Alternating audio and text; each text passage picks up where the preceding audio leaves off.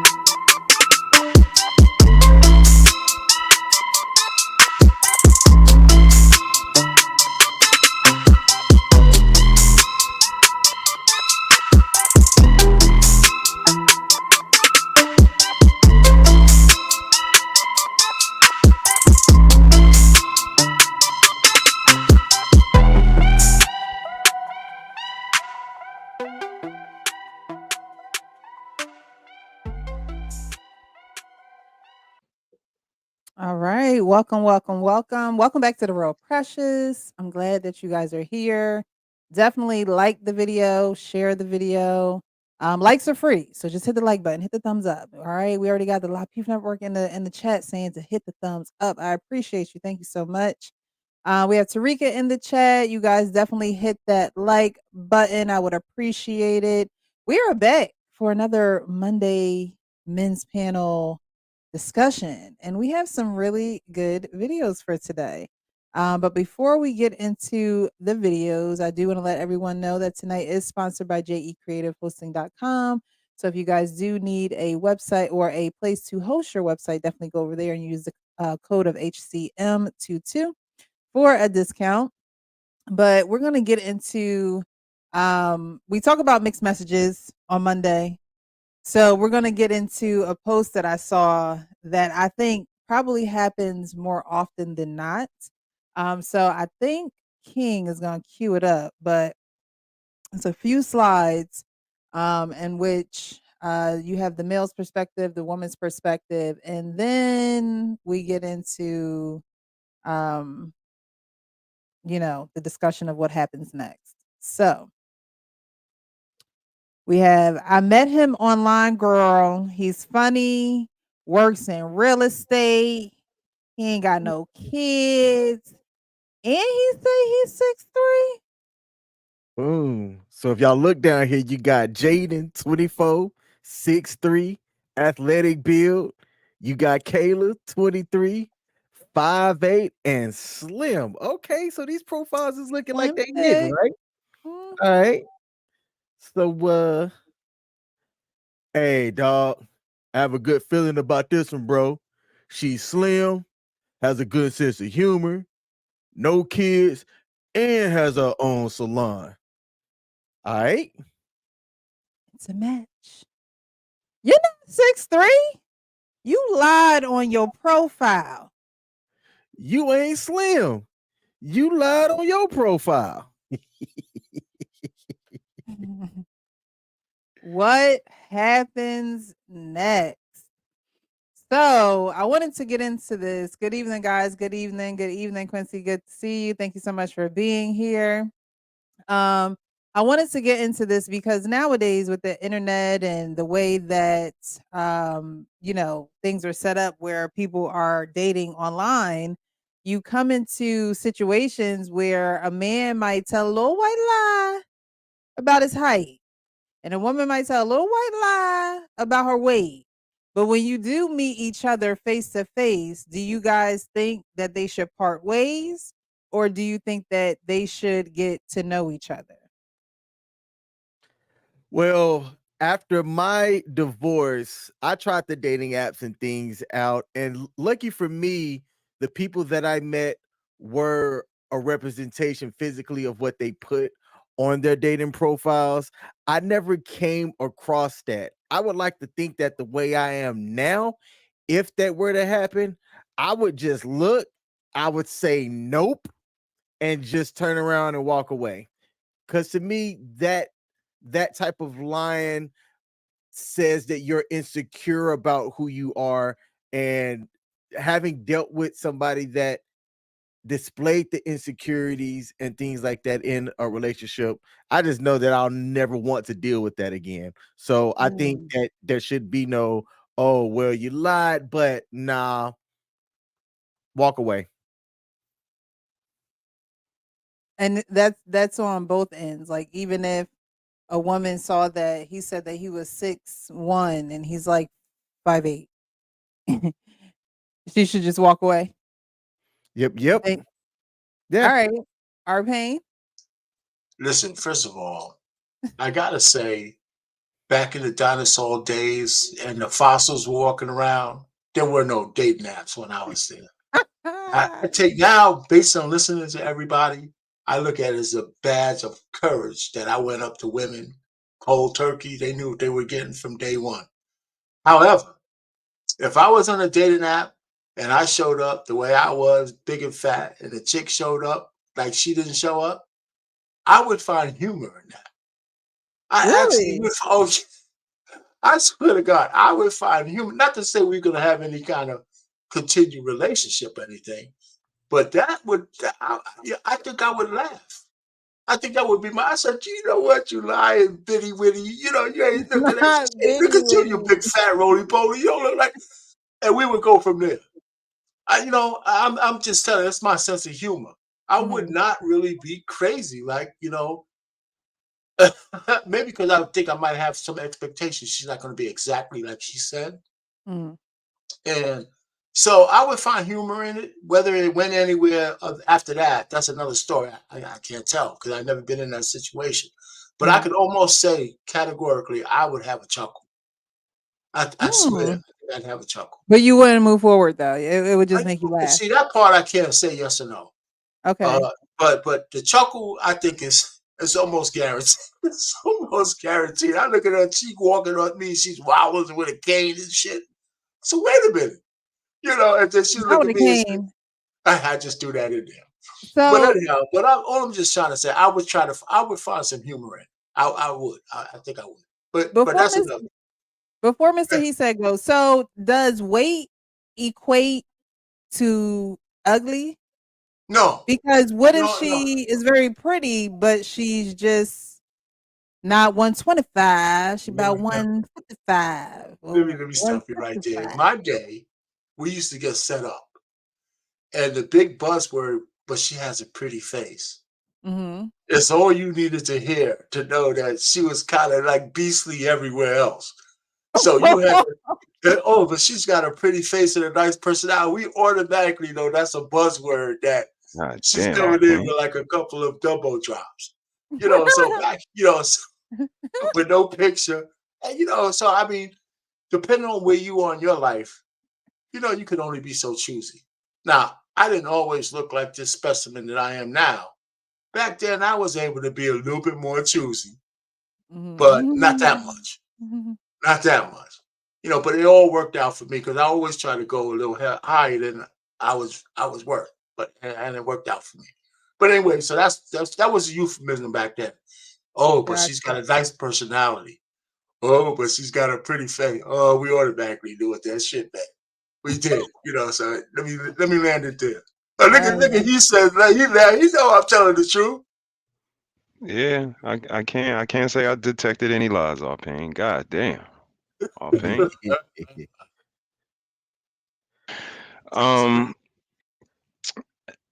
I would say Presh, what's popping? I hope all is well. King, great stream with you and the missus today, and all Pain salute to you, sir, as usual. Appreciate it. For me, I would say the person with the standards, the first one to uphold to their standards wins. Mm. Like, I in a perfect world, we would get to a place where our pain is at. Maybe we can, chuckle it off. Listen, girl, neither one of us is what we proclaim to be. So Mhm. let's settle down and see if we can get into this average world of me and you being together. But if I'm coming to it, established, if I'm coming to it holding near and dear to what I say, I have standards. And I think that's one of the things that women are attracted to men, the standards that we uphold, that we stand on our foundation. I don't want to say, stand on our ground because that's a little offensive to some women. So on the foundation that we set, if we stand and be true, I think that's where the real attraction lies, the real admiration and adoration that happens inside a relationship. And if you're willing to break those, that shows first day, and those are the red flags we try to act like we didn't ignore. Like the first day she wasn't what I said I wanted. I'm not going with Mhm. it. I'm just not. I apologize to you, baby girl. I'll be more than happy to pay for this lunch, but you ain't my Well, we're gonna type. get into that. We're gonna get into that. And I think that sometimes, we as men, we look past stuff, her not being our type, her being disagreeable, to try to, see the forest through the trees, or so to speak. But it doesn't end well, based on what Mm. I'm seeing in 2023. So I would say the first person to hold to their standards win. Me personally, I would hold to my standards, baby girl. You're nothing like what you said you look like. And this is not, what I signed up for. I want somebody that's hot, open, honest, and transparent. And this is There not it a good is. place to start. And if this is where we're starting, who knows where we're gonna end? So, sorry for being so long-winded. What up, Rick? What up, Rick? Now, good Peace, evening, Rick. y'all. Thank you so much for joining. Hey, Precious. Before you go, Rick, Ricky, Ricky, before you go, so Mr. He said, both of them were being dishonest, right? So they both. So you would be the one lying about your height. She would be the one lying about her weight. So you're saying that when you got there and you weren't this, what was it, like 6'2" or 6'3" in the thing, King? It was like Yeah. 6'2" or something like that.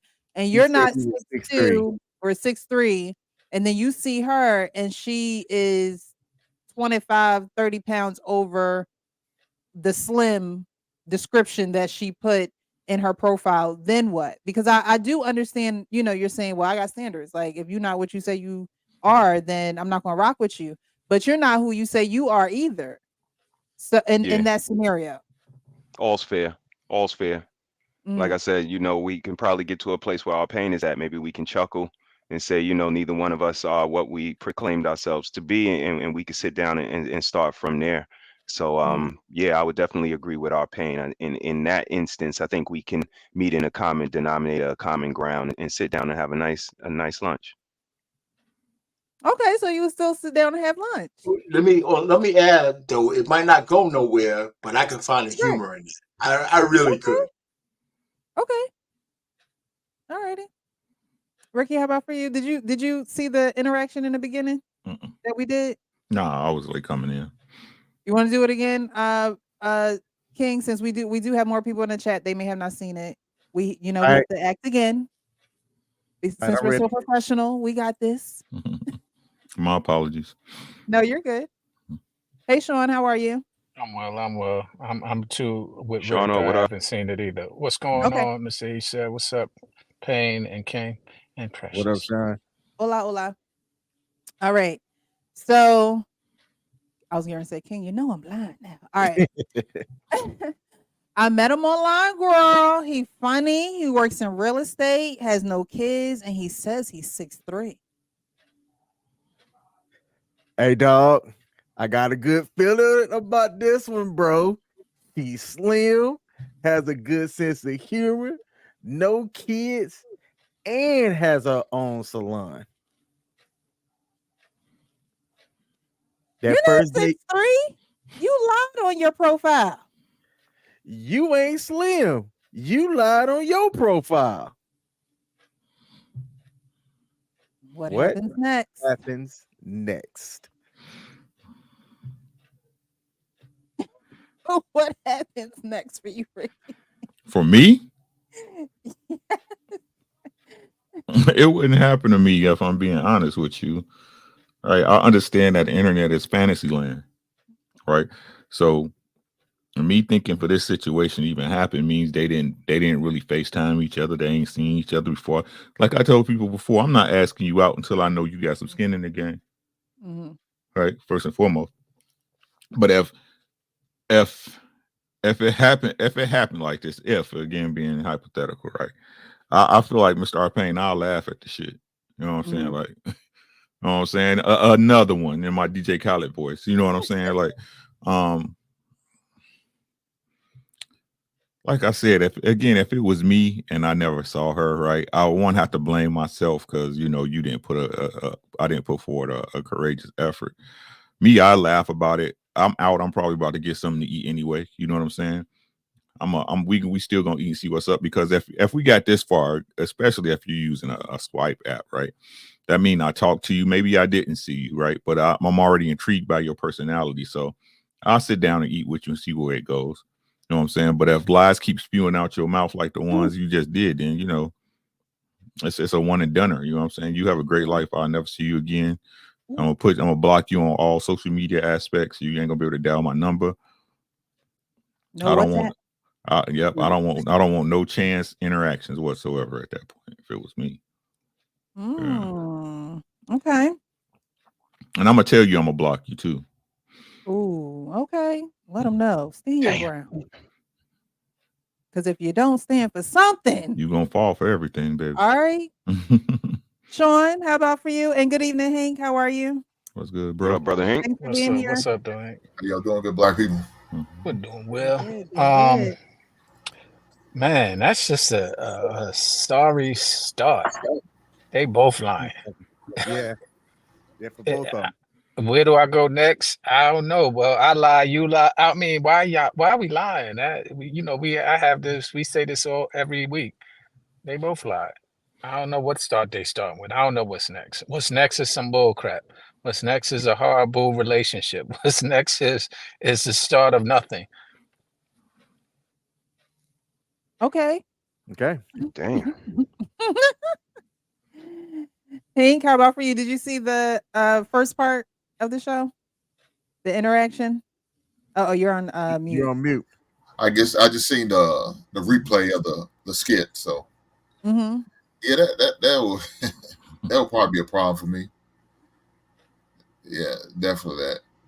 So, but damn, I mean, looking at the side different, I don't know what the hell he was thinking about. She looked like she was a 6'3", he was a 5'11". God damn, it was bad. God. Yeah, I don't think I could have did it. Shout out to R Payne for saying he'll laugh and have a good time and stay there, and I probably would have got up through. Yeah, that's bad. He came with flowers and everything. Yeah. Yeah, he was ready. You got the fresh cut. Fresh cut, edge up, and everything. Let me tell you, man, this shit would be That's funny as hell. I'd be taking this story everywhere, man. Laughing about, it don't matter whether we hook up, but I can't. The humor in it would be just too much for me. I'd get a nice belly laugh out of it, and I can guarantee you she'd laugh too. She'd Not be with them hands disappointed in folded me, like that. huh? I said, not with them hands folded like that.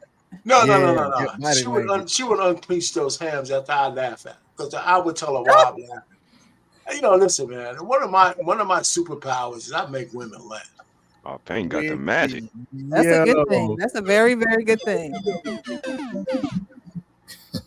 I didn't say whether they were laughing with me or at me, but I make them, I make them like. Nah, it's like I said, like, man, we both. I'd have been like, we both liars, huh? That's what I'd have been like. Like, we both some goddamn liars, huh? You We owe hungry? each other lunch. You know what I'm saying, right? Like, you hungry? You know what I'm saying? Like yeah, I don't judge people like that. If I'm fucking up, I can't be like, ooh, you can't fuck up. That's stupid to me. You know what I'm saying? Like, both of y'all came in line. Yeah, I ain't 6'3". Yeah, you ain't 125. What's happening? You know what I'm saying? But if that proceeds on to just being an ugly person in general, nah, at that point we gonna go crazy with it. You know what I'm saying? Hey, honey, wait, a double cheeseburger on me. Mm-hmm. With everything on it. You know what I'm saying? You can even get an extra sauce. You can even get an extra sauce. Get us some nuggets. Get us some chicken nuggets. I mean, with that milkshake. The point that y'all making is true. At that point, let's make the best of it. Let's make light of it. Saying? Like, enjoy it. You know, that's what I'm saying. Like, you wouldn't just literally just go back to your car and just go home unless you just straight up said it. I got But if both of y'all are not what you said on the site, it's like, all right, well, we here now. Like, I don't know. Unless, I mean, it depends on her attitude. That's what I was saying. Yeah, that's what I'm saying. Yeah, because the way her arms are folded, if we can't unfold them arms, I gotta go. But if we can unfold them arms, maybe I could tickle her. So I don't know, but we got to get it. We got to keep it going. We're ready them both now. Right. So it's like I said. Let's keep it moving. Yeah, like I said, I'm tacos. I mean, I'm gonna be like, we both some liars, and if she ain't laughing at it the way I'm laughing at it, then you already know what it is. You know what I'm saying? Because you never know, you might be able to meet a cool friend. Like you might be able to meet somebody that's I ain't on no dating sites for friends. Got enough friends. Got enough friends. Okay. Press tried to slide that in there real quick. I'm just saying, like, no new friends, Precious. No new friends. I'm just saying, you could be connected to something, and you're like, oh, you're man, useful. nah. After last week, I don't need no more friends forever, never, ever. Oh my god. I think 100% of the guys on here saying we ain't on dating sites to find friends. Those of us who, But are you really on there to find someone serious though? Because the thing about dating sites nowadays, a lot of women think that men aren't serious on the dating sites. Are there certain sites where men are more serious than others? I don't know. No, she ain't serious either. That's why you on there. Yeah, the whole dating marketplace has changed. Websites like Seeking Arrangements are for ladies who are looking for a sugar daddy, or that's how it's touted. But even now, Seeking Arrangements is more turned into the average Bumble or Tinder, where women are on there also trying to find something, long term. So they not trying to find in general, just the lies they tell, man. Everybody know Tinder is a hookup app, bro. It's so is Bumble, so is Hinge. So what's, like I'm saying, why we riding this line using it like it's the truth? No, it's a hookup site. You know what I'm saying? Like that's all. Like that's what I'm saying. If you are on any social media dating, you don't really want to mate. You want to date. You want to date. You're not out here trying to meet somebody for the long term. When the last time you heard somebody that met on Tinder get married? I ain't talking about no ad on TV or some shit you heard on Instagram. When the last time you heard somebody that hooked up with somebody from Tinder and they got married? Exactly.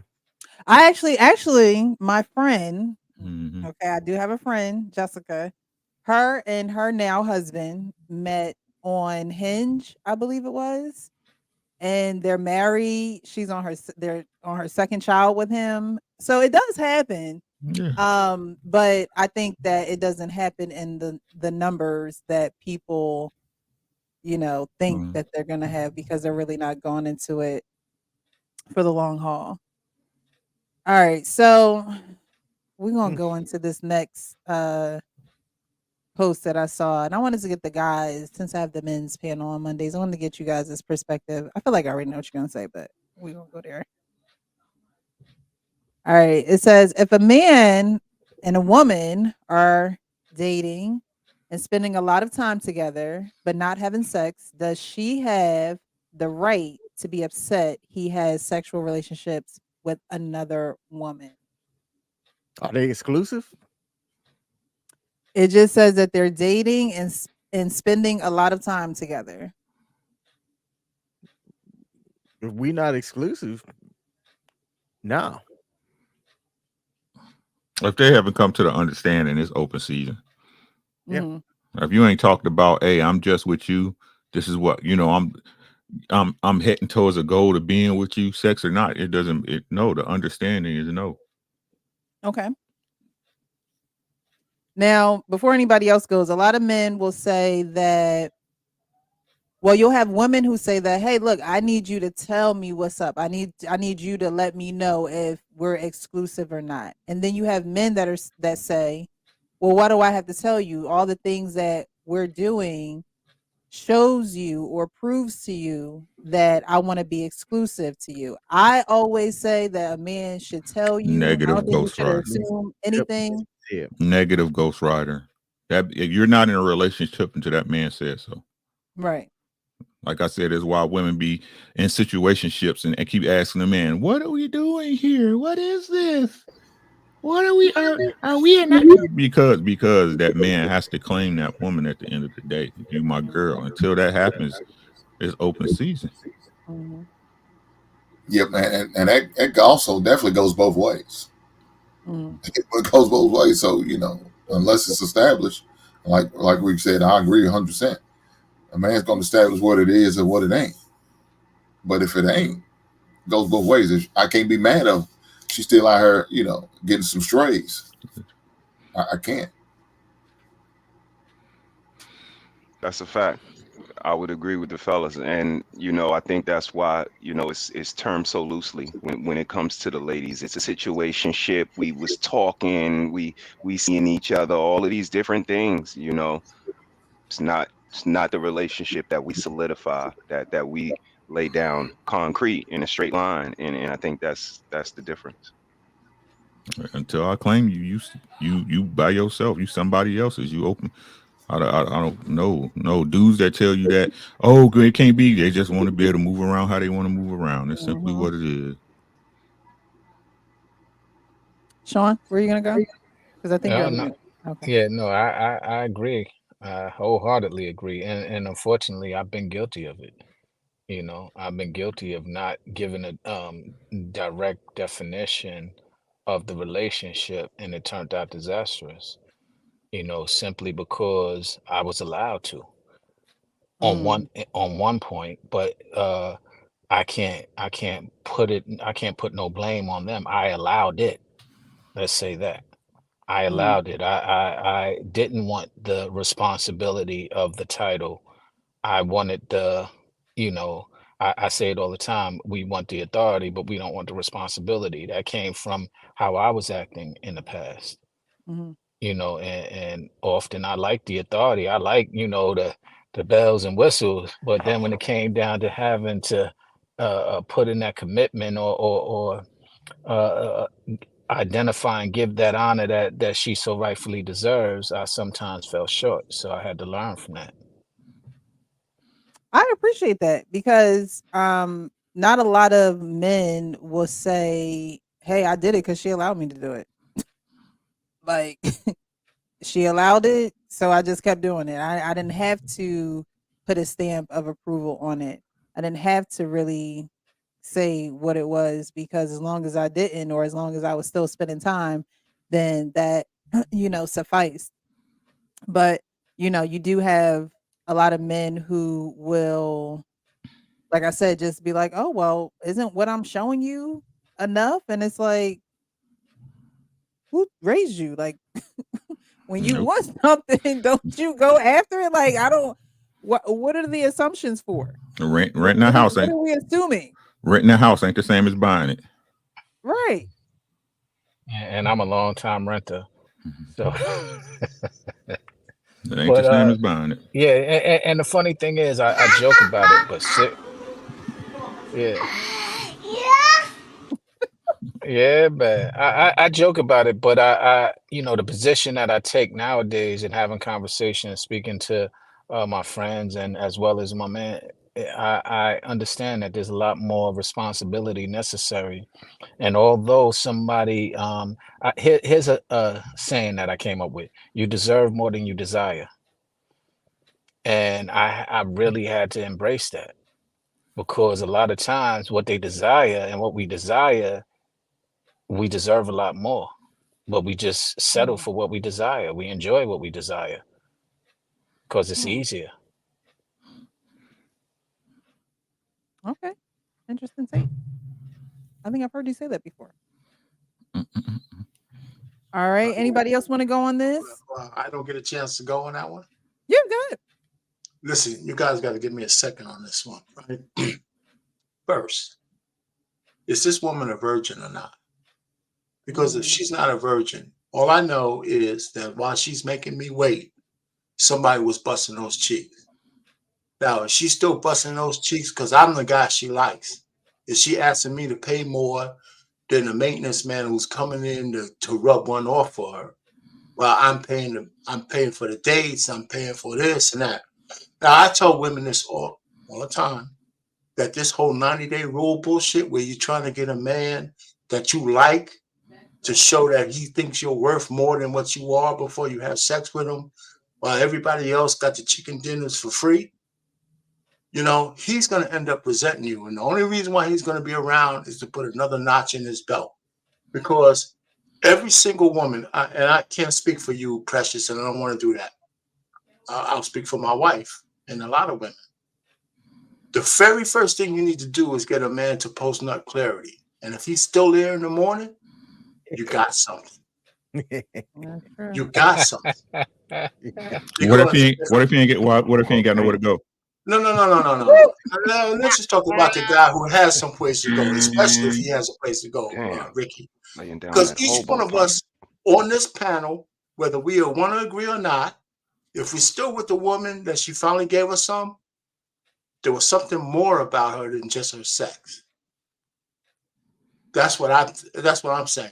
So if your chick is stringing you along, you're not boo-boo the fool. Those days you can't reach her, those days that you can't see where she's at, you're going to be thinking, if somebody else busting those cheeks, why I can't find her. So I tell women, it doesn't matter whether it's the second day, third day. I'm not advocating one-night stands.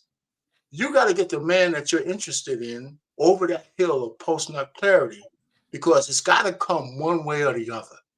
Right. And so I don't know what the time frame is for that, but every woman who's with a guy knows if she wants to stroke him or not from day one. And they can sit down here and give me some bullshit. As soon as a woman sees you, she said, you know, you might be a candidate, get a little bit of this cookie and shit. And so I realized that. So if she's making me pay for shit and I'm hanging around, she said, you gotta wait. Now, wait a minute. What's going down? You know, because if you want me to be chaste, I gotta have guarantees that somebody, maintenance man, ain't coming there busting those goddamn cheeks while I'm sitting down here being boo-boo the fool. You know, so Jesus Christ. And so if you can do that, then we're cool a little bit. But if you're not a virgin, it's going to be hard as hell for you to convince me that you're making me wait 90 days and I can't get no ass. Well, I don't know where you at every minute of the day. Let me just land it there. So, every time you say somebody, have mercy. Yeah, every time you say somebody busting them, you just have me cracking up. Somebody busting them cheeks. Somebody. You gotta make that a sound bite. So I mean, that's just my theory. Trey. What's going on with y'all? Hey, what's up, Trey? What's going on, man? Trey, You know, what's it just don't sound right coming out of a baby boomer mouth. It just man, don't proud goddamn baby boomer, right up there, man. I know every goddamn We were thing. just talking about that too before we got on. We were just talking about that. I'll tell you, say, clap the shit out them cheeks. I'm gonna push back on. I'm gonna push back on our pain though, because okay, go ahead. Me personally, I believe you can't dictate to a woman what when she want to start respecting her body. No, I Right? agree. You I can't agree. dictate that. Now to tag your point, yeah.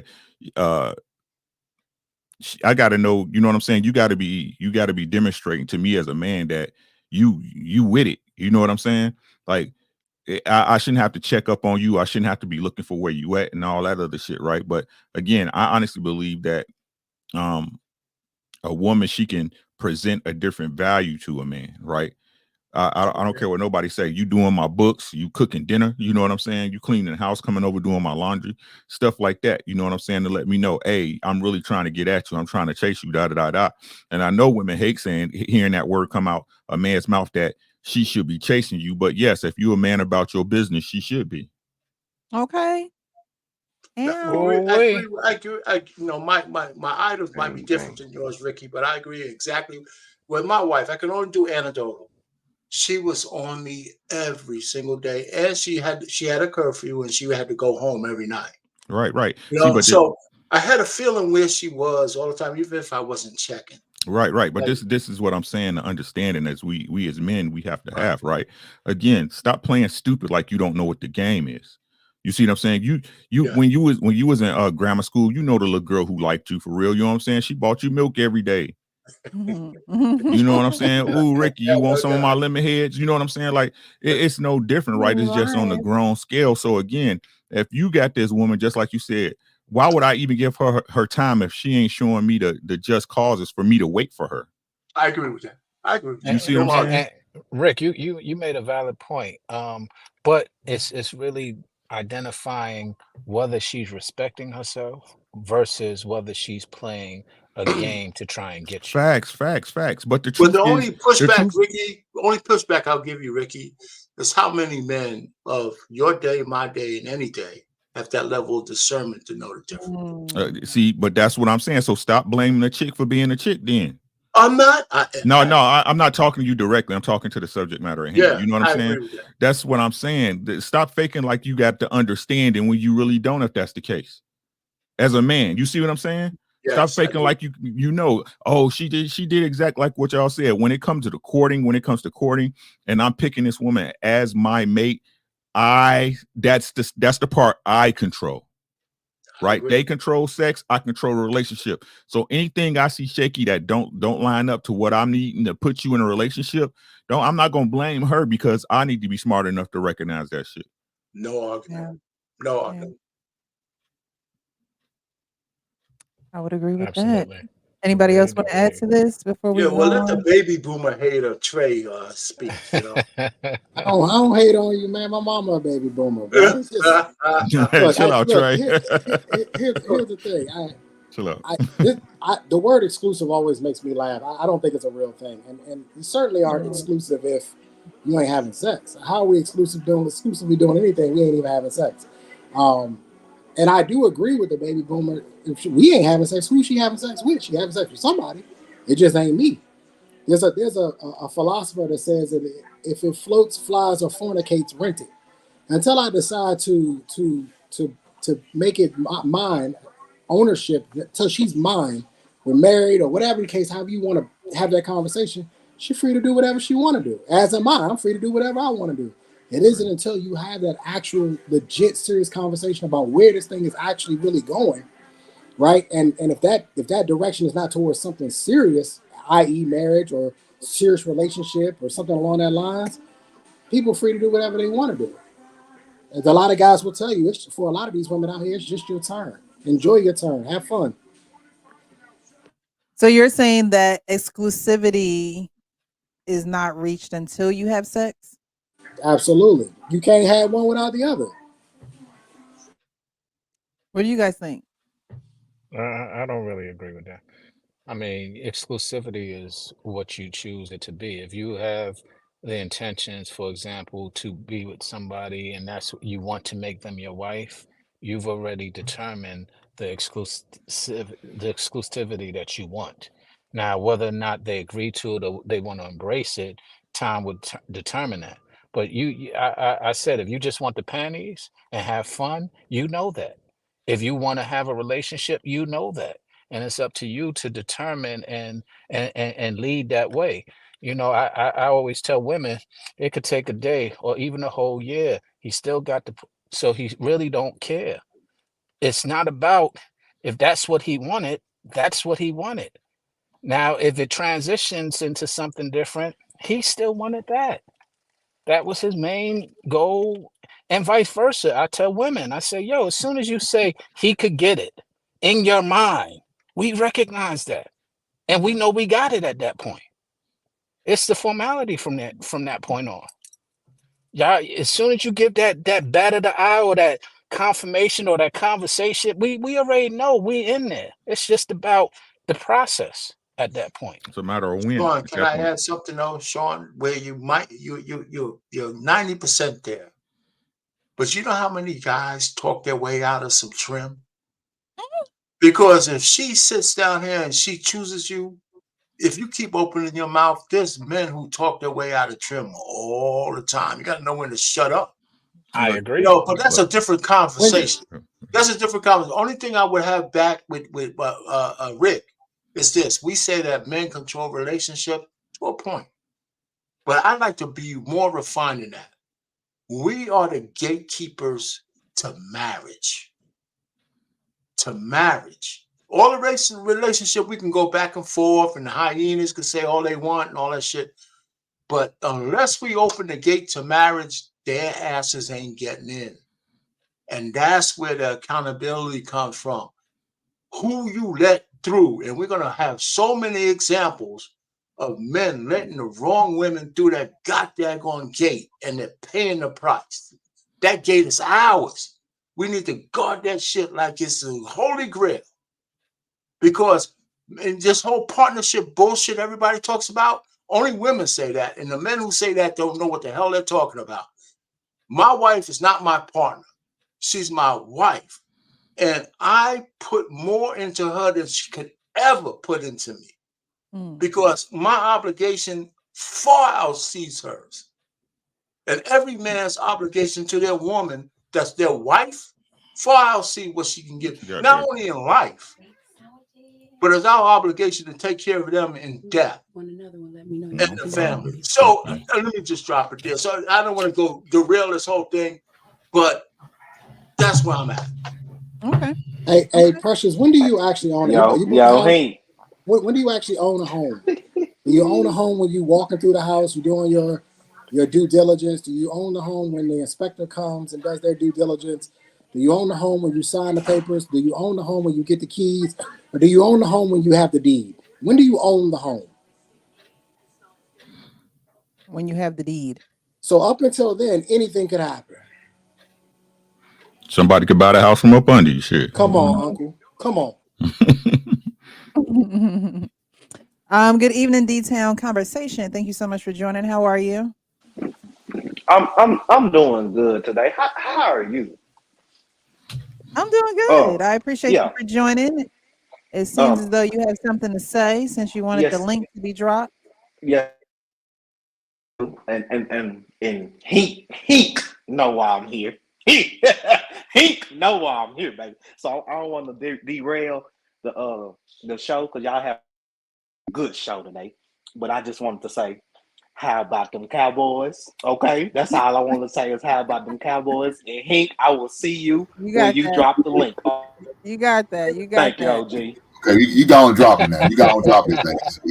He said what he said. You got that. I'm a good sport. I'm a good sport. So you got that. You know, I honestly didn't even stay awake to see the Eagles get beat like that, man. I woke up like, dang. Sheesh. Hey, but Precious, All right. Yes. how you an Eagles fan over here and looking like a whole Pittsburgh Steeler right now? You know what? Same state, right, Precious? Same state, My right? My bad. All right, so we're gonna go on to this next video now, y'all. I know this is I already know where I'm at and who I have amongst the panel, but I want to get you guys' perspective on this video because you do have men out here who push this message, and I want you guys to Keep it real on the Real Precious. So we're gonna put this up here. As much as I didn't want to believe this, I'm starting to really believe that these new generation of men, they hate women. And the reason why I'm saying this, man, is because these women have sacrificed so much and they've compromised so much to the point where they're saying you don't even have to have money. You don't even have to personally be their type as far as looks. All they want you to do is be able to provide the things that are free: honesty, loyalty, respect, time, affection, attentiveness. Like, they want all of the things that are free, and y'all can't even give that to them. Are you serious? They put everything aside. Women are out here even marrying men. They are proposing to men. And y'all can't even give them the things that are free. A listening ear. Y'all don't even make them feel protected. Y'all don't make them feel safe. Y'all can't even make them feel appreciated. Do you know that appreciation is free? Do you know that support is free? Do you know that loyalty is free? Do you know that respect is free? Do you know that making them feel desirable is free? Y'all can't even do the things that are free? Do you even like women? Do you even love women? Do you really want to marry women? Like, I hate to say it. Like, I take up for us often, man, but it's scary. Do y'all actually hate women? Okay, so this video was pretty recent. And so it's not one of the videos from long ago. I believe he just posted this video not too long ago. So what do you guys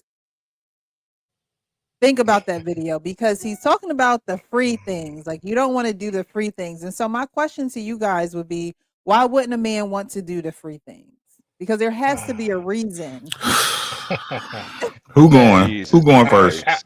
I started out, man. I Yeah, started y'all, out. y'all can have it. Oh, That's how I felt. Y'all ain't gonna Man. like when I it's go. too Y'all, easy. they not gonna like when I Yeah, go. you might I'm not. just- Yeah, Oh, man.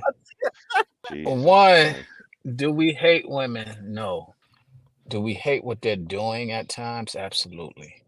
Mm. The free stuff. The funny thing is that the easiest way to get is by saying some of the things that are free. It's not about it's about being genuine. A lot of people can say and make a woman feel happy. That's the one thing that I tell a lot of my people now. Making you happy is easy. All we gotta do is tell you what you want to hear. Now, are we genuine? Are we being genuine in that? Absolutely not. And that's what the problem is. We can't even define or distinguish genuineness from lack thereof. So, do we lack on giving? Yeah, sometimes we give all of those things, but the whole thing is it's not even appreciated or valued. If we tell you the truth and it's not said the way that you want it, often it's not received and it's not appreciated or valued. So you really don't want that. What you want is to be told what you I want what I want when I want how I want it. And that's the unfortunate reality that we're dealing with. And that's what I don't want to say hate, but that's what I personally don't like about some of this age women is that they really would prefer somebody to just make them feel good than um help them become better as they're supposed to help us become better. Mm. Let Okay. me go Go ahead, real Trey. quick before Uncle Rick go. When I see videos like this, I just immediately know that when he stops the video, he goes to himself, "Yeah, this gonna give me a lot of box right here. This video gonna give." I just know these guys are saying that to themselves because there's no way he believes the crap, the nonsense that just came out of his mouth. A guy like me, I'm broke. I ain't got no money. All I can offer you is the free stuff. That's all I'm offering is the free stuff. That's all I'm giving you. But the issue is that the women don't want the free stuff.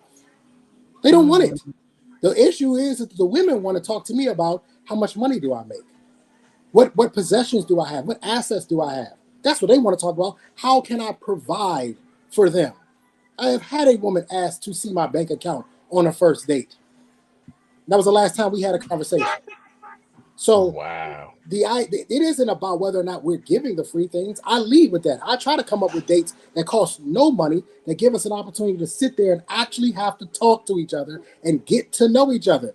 I bought the little pack of cards. You know them little pack of cards, the little deal breaker conversation cards. You know what I mean? You can. I bought Mhm. those, Yeah, so we actually have things icebreaker to talk joint. about to get to know each other. They Mhm. don't want to do that. You know what she Really? want to talk about? Do you know what she want to talk about? She want to talk about my stock portfolio. She wants to talk about when's the last time I flipped a house. That's what she want to talk about. She wants to talk about Wow. money. She wants to talk about whether or not I would be okay with giving her an allowance. That's what they want to talk about. So I don't agree with this, and I'm wondering how out of touch he actually is with dating in today's atmosphere with the women who are influenced by social media, because most of them are about money and they're not about real connections and about the free stuff. Mm. Ooh, I Okay. couldn't have Wow. said Oh, that better. That was a bomb. Salute to A that mic answer. drop. let Yeah. me build on what my brother said, right? The free stuff is the disqualifiers. Did you hear what I said? Mm. The free stuff disqualifies you. How many times have you guys heard a woman say a conversation? He was a caring man. He never cheated on me. Never cheated on me. Treated me right, treated me with love and respect, but he was just too nice. He was Ooh, just too good. Right? It was just something about him. He was and they say it, right? They be saying it. Okay, now I'm gonna try out a lame. I want me a boring man. I want one of the lame guys. Mm. The free stuff is the disqualifier. You give them the things that a man's supposed to provide that cost you absolutely nothing. Nothing. Leadership, love, respect, understanding, right? Those not good enough. It's something else. It's always something else. Girl, he had money. We had a nice little house, right? But it was just something about him. I had to move around. Mm. The things that they say they want are the disqualifiers. Let me peep. Let me do this because this was on my head earlier, right? The things they ask of men are the things that when they get in a marriage, the man does, and they walk away from it. Mm. ooh, say that again. Say that again, please. Right? The things they ask for men to do is the thing that and I don't care. It's ignorant motherfuckers out here, right? I'm talking about real men. He said no what we was talking about earlier, right? About a man that's providing and leading his family forward correctly, right? Those are the disqualifiers, right? But then they go and chase the so-called men, the alpha guy who don't take their shit anyway, and they end up by themselves with 100 bodies on them. Mm. We want understanding. We want the grace. No, because but then y'all go deal with a man who got 12 of y'all to pick from, and he don't, what I'm gonna give you grace for when I got 11 more in the line? Like I said before, our people, what they want, what they need, they don't want, and what they want, they don't need. Mm. Mm. Ooh, Ooh, you done lit some fire up under here. So I'm seriously. gonna talk about this. Look. With that being said, do we hate women? I don't think majority of men hate women. I don't think that's the case.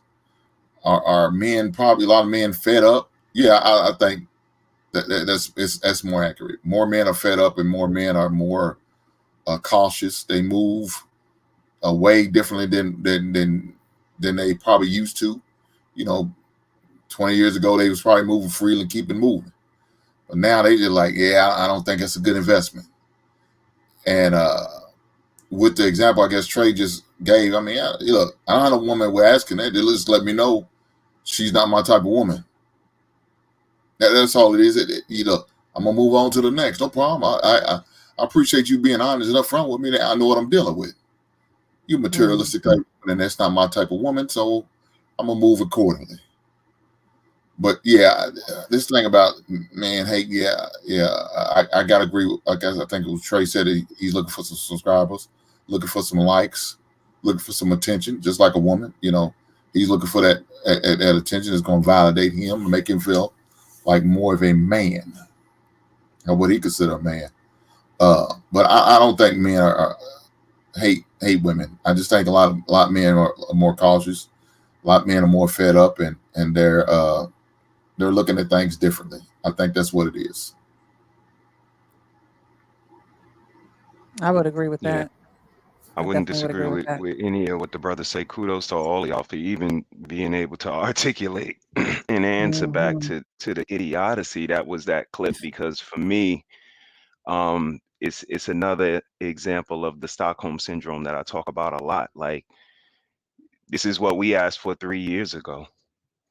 To be nice, to have a pleasant attitude, things that don't cost anything. Because when we sign on, we're going to give you things that cost a lot, and come home and display that emotional intelligence to give you all of Yeah. those free things that he mentioned there. So again, it's a little insensitive for me. Me personally, I was one of those people that was waving that flag that sometimes,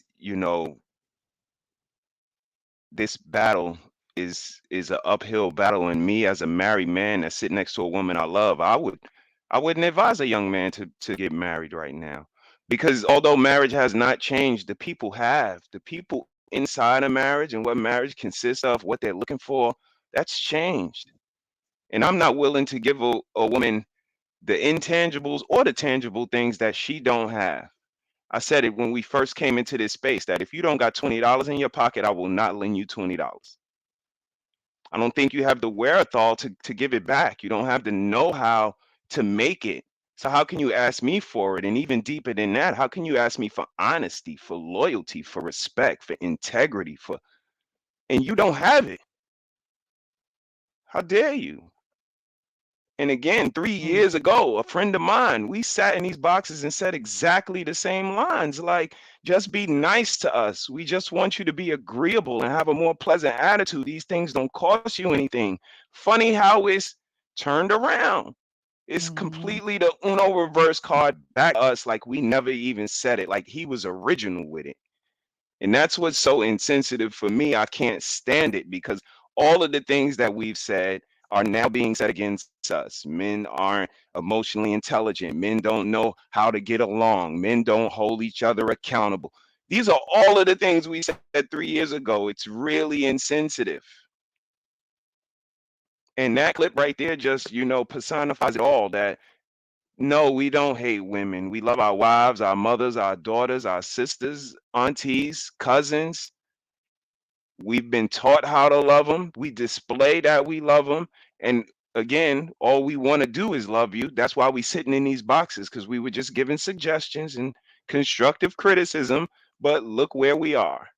I land my Right. plane right there. Sorry for being so long-winded. No, you're good.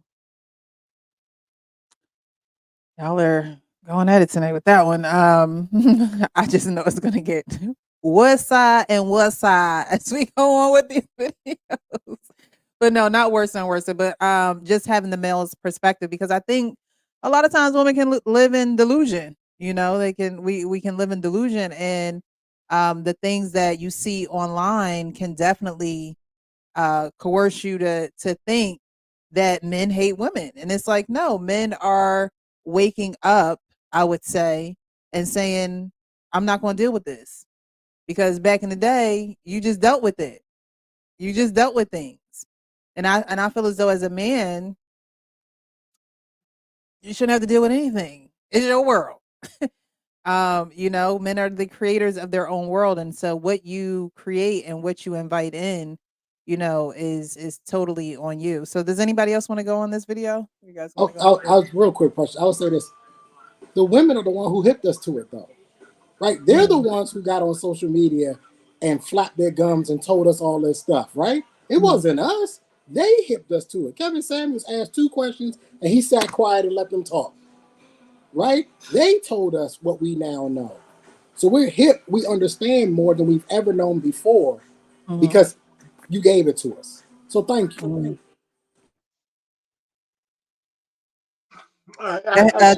King, you're on mute, or it could be your Thank sound you. again.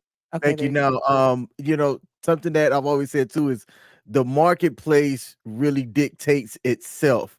Again, I say this as a joke, yet it's truth. I looked up the numbers. Seeking Arrangements had 2 million users back in January of 2013. Now, its latest is just over 30 million, with half of those being young women seeking sugar daddies under the age of 30. So when men are looking around and seeing what the current marketplace is looking like, the market is telling us everything we need to know, right? Mm. If things like that weren't occurring, then the marketplace wouldn't have men seeing, women seeking sugar daddies and things like that. So to me, I'm looking at it like, hey, the marketplace is just telling us everything that we need to know. Men need to open up their eyes and ears and listen. So let me just go there. One of the things that the dating apps have done for the marketplace is giving us actual numbers. The data. It's giving us data and metrics. And the only thing is the guy is pandering to women. He thinks he's going to be the next Derek Jackson who made millions off of telling women what they want to hear. And that's the going thing. If you could tell women what they want to hear, you're going to make a lot of money, especially in these streets. But the real reality is that the Western woman has priced themselves out of any reasonable market, especially the ones who frequent YouTube and social media, because a lot of their expectations are actually more than just delusion, right? They've taken terms and everything and they've turned them into, again, horror shows like 50-50, whatever the hell that really means. Men and women have been sharing expenses and living expenses since the 60s. When inflation went up, your wife worked, you worked, and everything in between was a negotiation between a man and a woman. But now it sounds like if I have to pay any bill, then you're not a real man. Now, there's nothing more delusional than something like that. Now, any man, I don't care how much money you make, if you're going to let a woman just sit down on beach chairs and drink Mai Tais while you're busting your ass, then you're an asshole. Right? She has to, either she's working in my company or she's doing something beneficial to our family, or else we ain't getting married. I don't give a shit how much money I make. So I don't mind paying the bills because that's what I do in my house. But my wife, whatever money she makes, it goes to the pot. You have, just like I have an allowance, so do you. But her allowance is paid off for the shit that she does when she works. I don't need that. But you ain't going to run around willy-nilly and just saying, hey, my money's my money and your money is your money. Any man who accepts that is an asshole. And, and assholes who let those kind of women through the gate get exactly what they deserve. That's why I don't feel sorry for the Joe Smiths of the world or any other men we're going to talk about, Iman Shumpert or any of these guys. So I'll land it there. Because we don't ask much from our women. And I don't care what anybody says. We want loyalty. We want exclusivity. We want access. We want nurturing of our children. We want love. We want the damn vows you talk about. And pretty much that's it. We're not that complicated a creature. So all this other stuff, everybody can miss me with all this shit that we're not doing. A married man is one of the most useful utilities ever who's dedicated to his wife. And we need to stand up, grab our balls, and take the rightful place where we belong. And I'll leave it at that. Well, you did say a married man who is responsible. What was the word that you used? Yeah. Because I think that's missing from married, unmarried, just men who take I'm talking accountability about and the be responsible married man. I'm talking about we could talk about the eaches, because most men, why get married if you're going to just be a slut whore? If you're going to, there's enough who do that. I'll grant you that. But we belittle the guys who are dedicated to their families. And there's a lot of, there's not like this, some kind of eaches Most men who are married are dedicated to their families. That's why we get our ass kicked in divorce courts all the time. You know, so I want to push back on that. listening to that. Well, you can push back all you want. Pain. Most men are not. You are, and I commend you. No. I said Plenty most men are. who Wait, are married. I said most men who are again, married. I heard what you said, and what I'm Well, saying you is didn't most say men it. who are married. Okay, I'm sorry. Most men who are married are not. You are. There I are some disagree who with you. are. I disagree with you 100%. Okay. Well, go ahead. I'm sorry for cutting you off. Go ahead. Cool. No, I was just saying that most men who are married are not. That's game. Are not There are. responsible? Is that what you're saying, Sean? They're Yes. not responsible and No, accountable? not honorable. Nah, I ain't say responsible. A lot of them are responsible. But all I'm saying is that just because you got married don't mean you honor the vows. No. Just you said most men, so you got to explain what you mean by most men. Hey, guess what? Most The men don't cheating honor rate. their Let me say the vows. cheating rate for men and women are about the same in the 20%, the 20%, 25 percentile. So that means 75% of men ain't cheating. So when you say most men, you got to quantify that shit. I'm anecdotal. As Trey told me before, I love that. but nah, seriously though, I will say that I am anecdotal, yes. But That's cool. I mean, you got a what I'm position. describing is from the standpoint of the reason why I didn't honor the institution of marriage in my younger years is because most of the men that I did experience, knowing directly or indirectly, not all, but most, did not honor their vows. And I will say that it wasn't just men. Most women didn't either. So I'm not saying it's rare to find a man like yourself who says, I've been with my woman, I honored it, I respect it, and this is what it is. It's rare to find that. I just want to Oh, that mercy. say something really quick for what Sean is saying. So no one wants to be cheated on and no one wants to, go down that route, right? But if it just so happens to happen in your relationship, does that mean that the whole relationship is over? Because you're talking about honoring a relationship. So is honoring a relationship staying with that person within, in the hard times, or is honoring that relationship saying I'll never do this and it'll never be something that happens? I just wanted to ask that question to Sean. It's a little bit of both. Honoring, you can honor by saying, I won't ever let it happen. If you do make a mistake, which we all are subjected to be able to, and you ask for that forgiveness, honoring that forgiveness is also necessary. Okay. Boy, y'all on the fence tonight, boy. So we could cheat or not?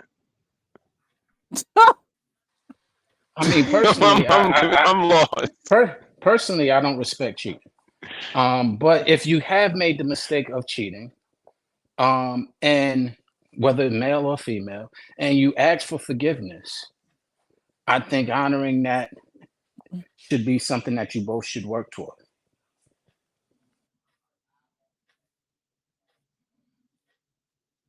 All right, you guys want to I don't know if y'all are thinking or About what? Look, for me, Man, I'm so the word honorable. confused by that goddamn back and forth. I don't understand this shit, man. God damn.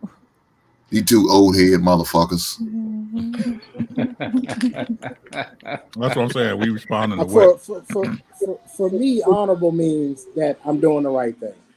And doing the right thing before, not after. Doing the right thing, making the proper decisions before. If I'm going to consider myself an honorable man, that means I'm doing the right thing. It's also a part of integrity, doing the right thing when nobody's paying any attention to me. Nobody's paying any attention. So I'm not on the fence about that. It's the before for me. It's doing it all the time, and adherence to the right thing by definition. I agree to that. I agree with you there. Absolutely. We gotta let Hink put some more meat on this shit that he's talking about, because he mentioned old head. Go ahead, man. What do you mean old head? What does that have to do with me? And that's you and Sean. Y'all need to just go to goddamn McDonald's and have a coffee and just debate this bullshit. What y'all talking about? God damn. So tell me how you think it's supposed to be, brother. Well, how what's supposed to be? Well, with the shit that Sean's talking about, I didn't bring that up. He said there was no honorable married men. I didn't say I there don't wasn't agree with any. that. I But said that it wasn't. Let me ask y'all: do y'all feel? I told you I'm anecdotal. Do y'all feel that most men honor their marriage? I've got Yeah, one friend that does that. I think most men. I think most men do. I've got a mixture of both. I've got friends that have honored their marriage, and you can't get them to do the wrong thing. They won't do anything that would disrespect or be disloyal to their marriage. They won't do it. I've also got some other friends that are a little bit more liberal than others. So it just depends on which one. I've talked men out of cheating on their wives. You ain't talking them out of it. They just didn't want to do it. No. Okay. No. They asked me my opinion. You're right, Ricky. They asked me my opinion. And I told them, I said, you don't want to open that door. You don't want to open that door. Now, whether they didn't do it or not, you're right. I didn't make them not do it. I just gave them the ramifications that if they do. Not that their wife will find out and leave them and all that. I said, you don't need that. You don't need that shit. You know, because now I'm one of the kind of guys on these panels that says, you know, the grass ain't all that green on the other side. Only because, and I'm going to be honest with everybody, I'm going to shut up here. I'm not one of those select guys that women walk up to me and say, yo, man, I'm going to give you some ass. I had to cultivate all the relationships I had to get set. So in doing that, it was easy for me not to cheat on my wife, because there's no way I'm going to cultivate a relationship with another woman while I'm married. So she had an extra layer of protection because women weren't routinely throwing some ass at me. Now, if I was a multi-millionaire guy, actor, athlete, I would like to say I'd be the same, but I can't really say for sure I would be. Right? All I know is where I'm at in my station in life. This is just honest shit. I didn't have no issue not cheating on my wife, because I didn't want, because real cheating would be cultivating a relationship, having a woman on the side or a family on the side. I wasn't going to do that. I was not going to do that. So the money would change you, R-Pain. I don't know. Yeah. That's the honestly part. I don't know. It's easy for people to sit down here and say, oh, never me and all this shit. I don't know, because I didn't have it like that. And I thank God. How about that? I think it may be the options. He didn't have the option. That's what it was. That's what I'm saying. Right on. Okay. And R-Pain, that's why I say you're rare.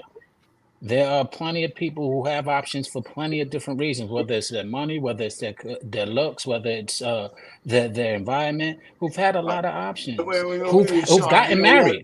I ain't that ugly, right? I mean, women. I didn't say it. I'm saying your words, brother. I didn't say you were or not. You said this. I just No, but the point is that maybe you made a valid point that I didn't think of. I've been in and around the entertainment industry most of my life. So when I speak from my perspective, I often am speaking from the perspective of those who have had options and who did get married and who did not honor because they didn't have to, I guess. As Trey just said, to do it without having to do it behind the scenes, that's something that I haven't run across often. They're very open with it, even like, yo, you know, my wife home, but we gonna go do this. Yo, let's go do that. I'm like very open about it. Is this true? Most men don't have the sexual options? Yes. What men? Really? Which men? Definitely true for a lot. Which men? Well, R-Pain, he don't have the sexual options. He just said that. Well, listen, but I'm just saying, a swaggericious guy like yourself, Hank, you got options.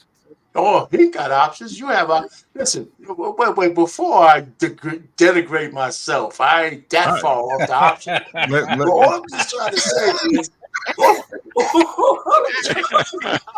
if I Right, look like Pain. Pull it back. if I look like Pain, I wouldn't have no choice but to be faithful. I wouldn't have no goddamn choice. I didn't care. God damn. You know, According to I want Pain, the point to be proven.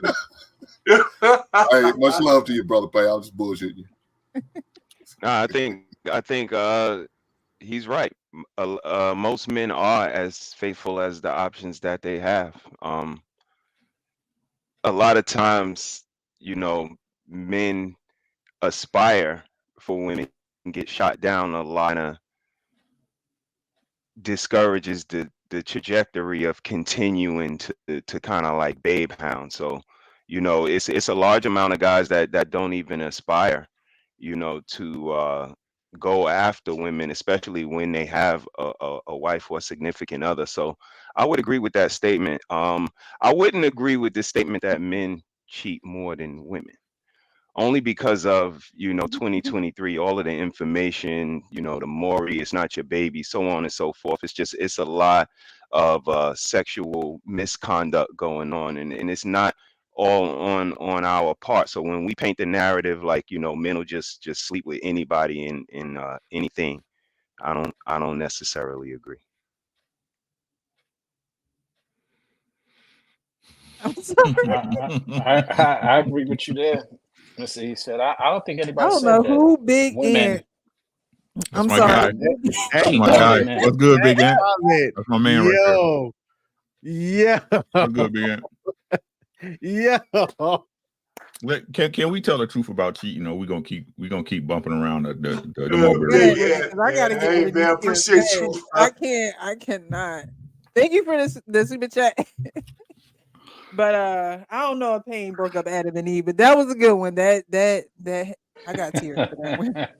All right, how do I go back? The truth Pain is, if a woman stays with a man that cheats, she understands he's her very best option, Mm. right? She's her he is her very best option, right? I don't know why women try to play like they don't know what their man look like, how he carry himself. That's why you like him. You know what I'm saying? And I'm not saying this right. I tell people all the time, right? Cheating destroys the relationship because you never know what your relationship might have been without it. Right? At that point, your old relationship dies because a level of trust is gone, a level of intimacy is gone. So is it a good thing? No. But we need to stop talking like everybody want to say, and this is my problem with black people as a whole, right? Is cheating wrong? Yes, but nobody want to ever acknowledge it, how we got there. Right. No one ever want to talk about what happened. And people want to call it an excuse, but sometimes the excuse is a goddamn reason. Right? So it is really what it is, right? I'm not saying it's right. I'm telling you, me, if I could go back in time, my man, like I wouldn't do it. I wouldn't do it, right? But for me and other people to acknowledge like it was some things going on that a person was putting you through, or that I allowed them to put me through, if I'm taking total accountability, right?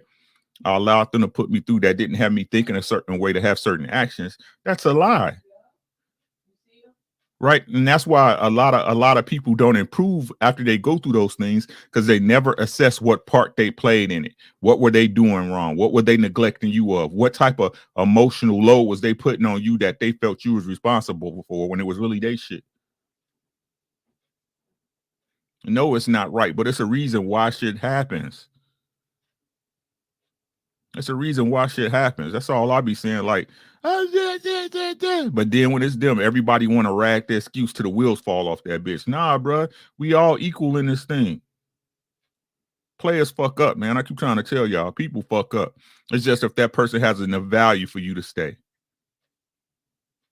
That's it. Yeah. And that's why I asked that question, does it make you dishonorable, or, is it worth staying in the relationship? And I think Ricky just broke that down pretty good. All right. So I think, did everybody go on this one about this man who think that men hate women? We're gonna move on to the next video. Before we do that, I do want to read some of these comments that we have here. Frenchie K757 says, I've seen ladies say, if we're effing, then we go together. Negative. Yeah, they in a whole world of delusion. Crazy. Yeah.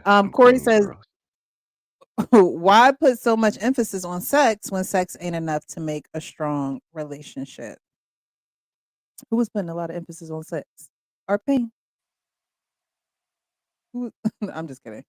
Mrs. She said, sex may not be the main focus of strength within a relationship. However, each couple will have to agree on how important sex is and how intentional you both will be when implementing sex and intimacy.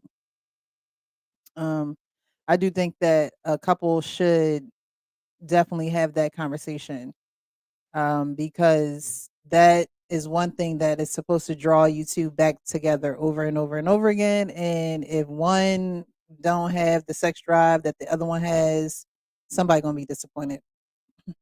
Eugene says, is he talking about incels? Is the incel community increasing? You know what? I think it is. I think Probably. it is. And for humanity and for everybody, thank God for corn. Because if corn wasn't here, they wouldn't have no release. There's a lot of dudes ain't getting nothing. And what makes it worse is they know there's a lot of women stroking out there and they can't get none. I think that's the worst position to be in. That you're a man, everybody around you is getting laid, and all you can look at is listening to the noise between the walls. That's a badass place to be. Are you speaking from experience again, man? What's going on? No, I'm not. No, I'm not. I just know how much you. I just know how much you hurt. Our pain said, It's called empathy. It's called empathy. College was really bad for you, huh? College was really bad. That's crazy, man. You know what, man? I think I did better than a lot of guys. You know, that's just neither here nor there. It wasn't about but the 16 of them in the class in the whole damn school. Oh my God. I'm just trying to do my public service, man. Don't be the message. Hugh says, I hate those eyelashes. There, I said it. He also says, I hate those weaves. They itchy when you lay your head on my chest. My God. Frenchie. Oh, that mercy. K757 said, I will still advise a young man to get married. I would just teach him to know that a wife looks like, I would just teach him, I guess, how to know what a wife Yeah, looks what a like. wife So he looks can like, tell I guess. the Yeah. difference between Yeah. we wives and the harlots. Black Lexicon says, women want intrinsic proof your word is bond. TS says, we could just walk away and not associate with Black women. Ooh, that would not gonna happen. Hey, yo, not for gonna real. happen. Wow. I don't know which Damn. Tia. I can't It's not do gonna it. happen. It's not gonna happen. Black Lexicon says, if you need post-nut clarity before you decide, you are only setting yourself up for post-nut disaster. Corey says, so women are selling themselves to the highest bidder.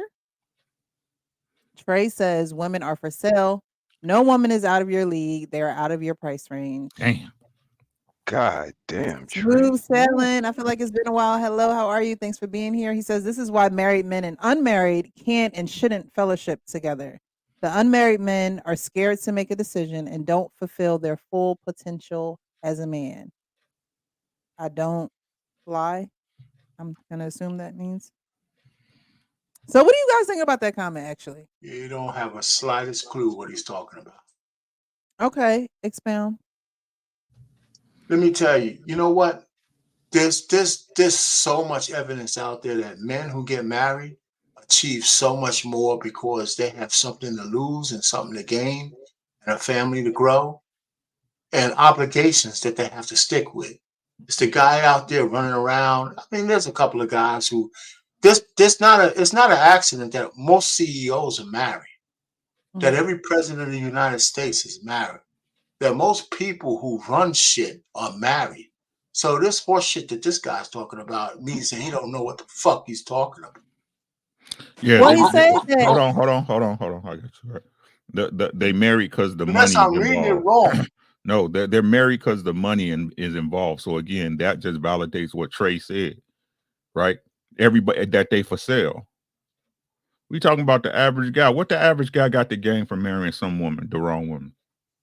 Well, the wrong woman. That's a cat. That's a cat. Right. So we can't tell him who the right woman is because my wife convinced me to marry her, not the girl he with or the girl he looking for. Right. This is why I keep telling fellas, I can't tell you what to look for in a marriage. Your woman is not my wife. I agree with that, Ricky. But what I'm saying is, whatever your checklist is, your checklist. Right. So again, you just got to live by it. Let's do what I'm saying though. Is it fair? Can I ask a question? Is it fair to say that most men are simple? Yes. Yeah. So why is it that these gentlemen look for us to dudes everybody want to narrow men down to just sex, and we know that's a lot. Most dudes enjoy being in a relationship. Okay. Most do, right? So what is it that the women are not presenting to make these guys see them as wife material? I'll put blame. Trey know me. When I'm on you, I'm on you. Right? The reason why there's no good husbands because there's no good wives. This is what y'all not understanding. Until women we're all here to do what we're all here to do, ladies and gentlemen. Right? So if there's no wives to wives, what's the need of being a good man? I just had a whole stream on that. I agree with you. I hear what you're saying.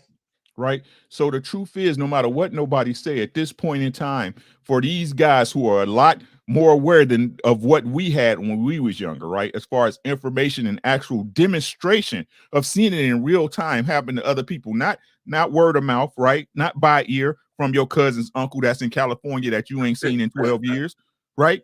They see it on his face. And everybody keep expecting these young and be like, you know what? I'm gonna marry this girl from Colorado. No, I ain't never. No, that's stupid. These young men don't get married because women are not marriageable at this point. They don't provide enough value for them, especially when it comes to the security of their respect and their emotions, right? To even for somebody to get down on one knee at McDonald's and give them a birthday ring. Wake that up, Ricky. Women don't want to play their part. I keep trying to tell y'all asking these women to do something they're not capable of doing. For them to be the woman that you want, they will have to move outside of themselves and do a 180. None of them are do that because then they wouldn't be the women they are.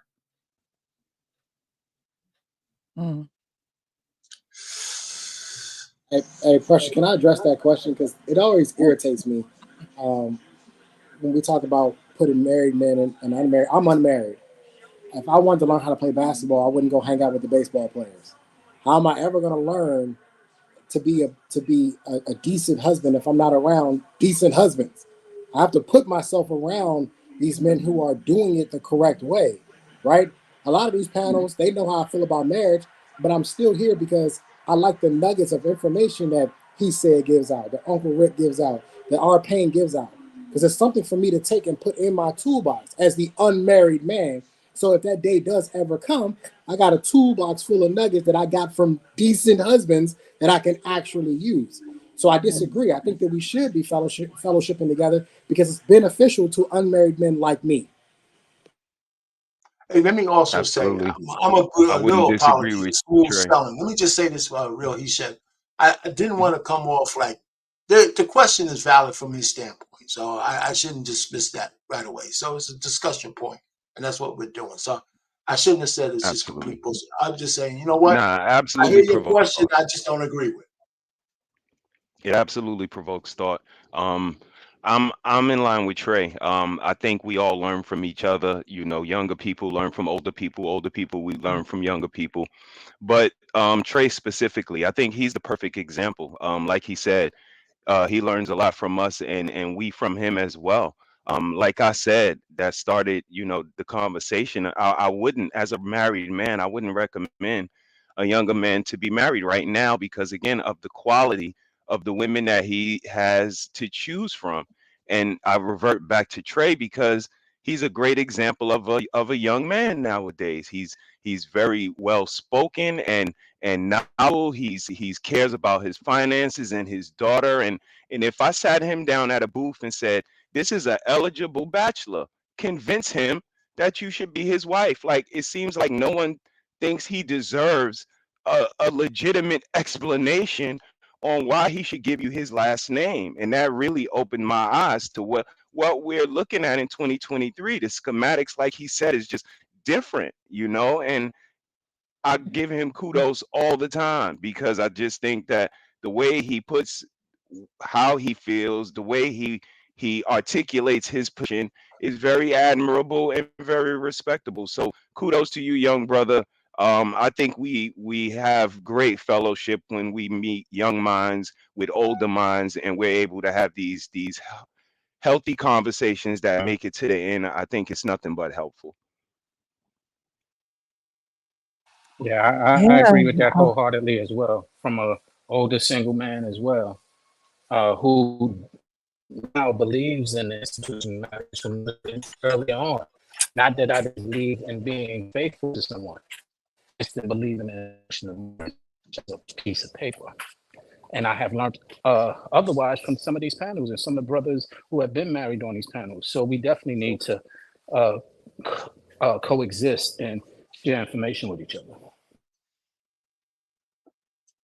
And I appreciate you guys for coming back week after week to be able to display the information and give your insight and perspectives to those who are looking to be married, to those who are married.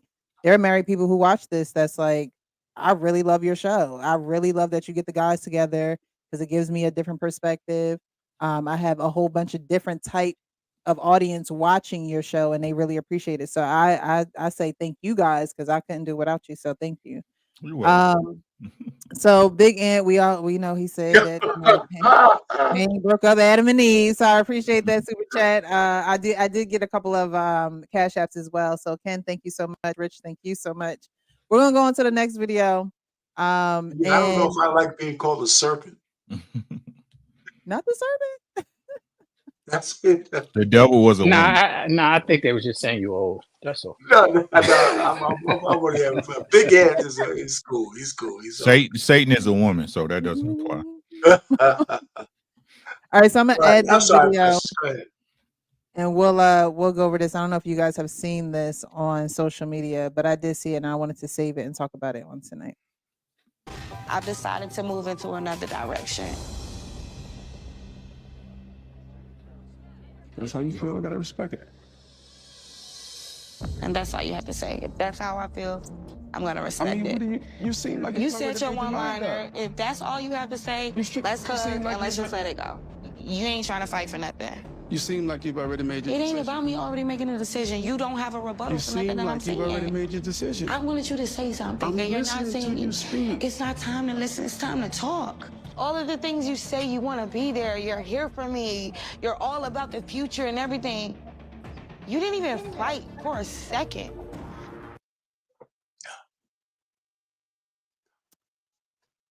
So,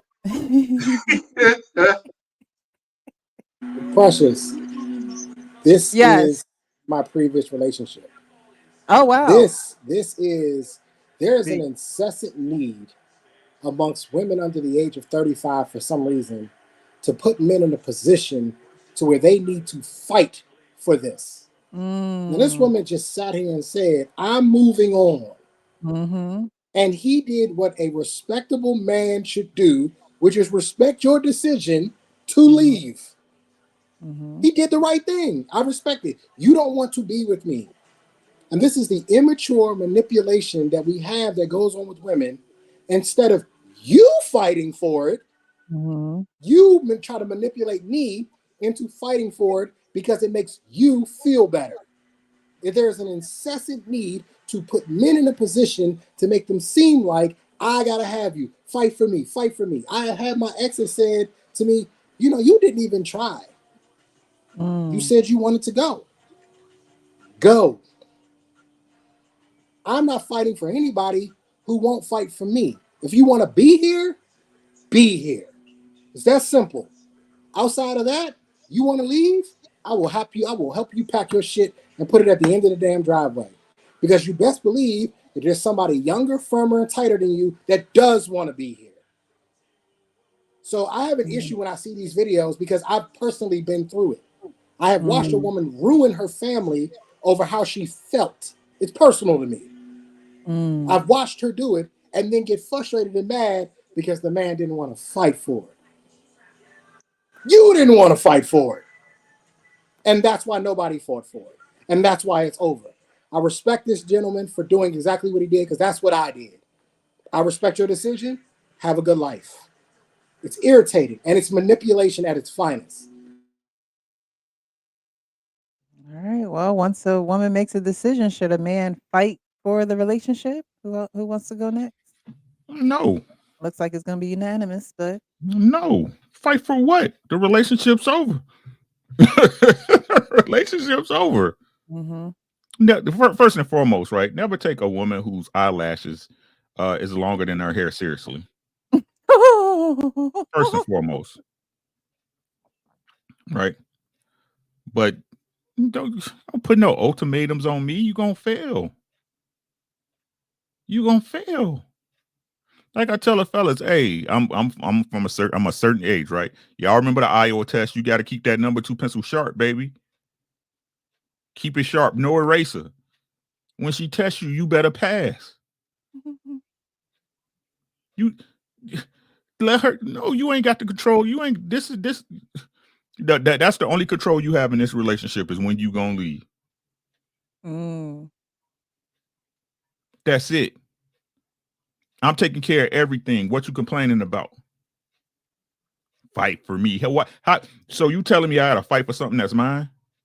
Oh. That mean you know when a little kid down the street stole my bike, I went and fought him for my shit. That means you can be taken. That means you can be removed from me. Fight for you. No, what? Either you here or you not. If you not, that's cool too. I get over it. But don't trying to play like, man, she dirty for that, bro. That's some dirty shit. And it's on national TV too. Right. She looked bad. And like I said, me personally, all that talking he was doing after she snapped, I ain't cool with that. What you talking about? I don't want to got me another water or a drink and start talking to everybody else, man. She tripping, bro. She definitely needed a refill. I don't know what he was drinking out that bottle. Drinking the hell out that empty bottle. Right? No, what is you talking about? Right? I don't. So Ricky, you done? Let me real quick. She's already telling him that her eye is on the next eggplant. She's already telling him. You know, he first of all, he even said too many words. I'm not fighting for you. You're supposed to be my woman. You either here or you're not.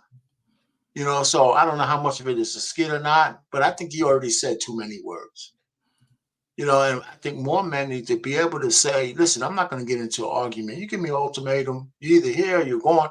Matter of fact, the argument in itself is terms to break up. That's just like a woman coming to a man saying, you know what? I'm thinking that we should have an open relationship. Just the thought of her coming to me with that shit means we're over.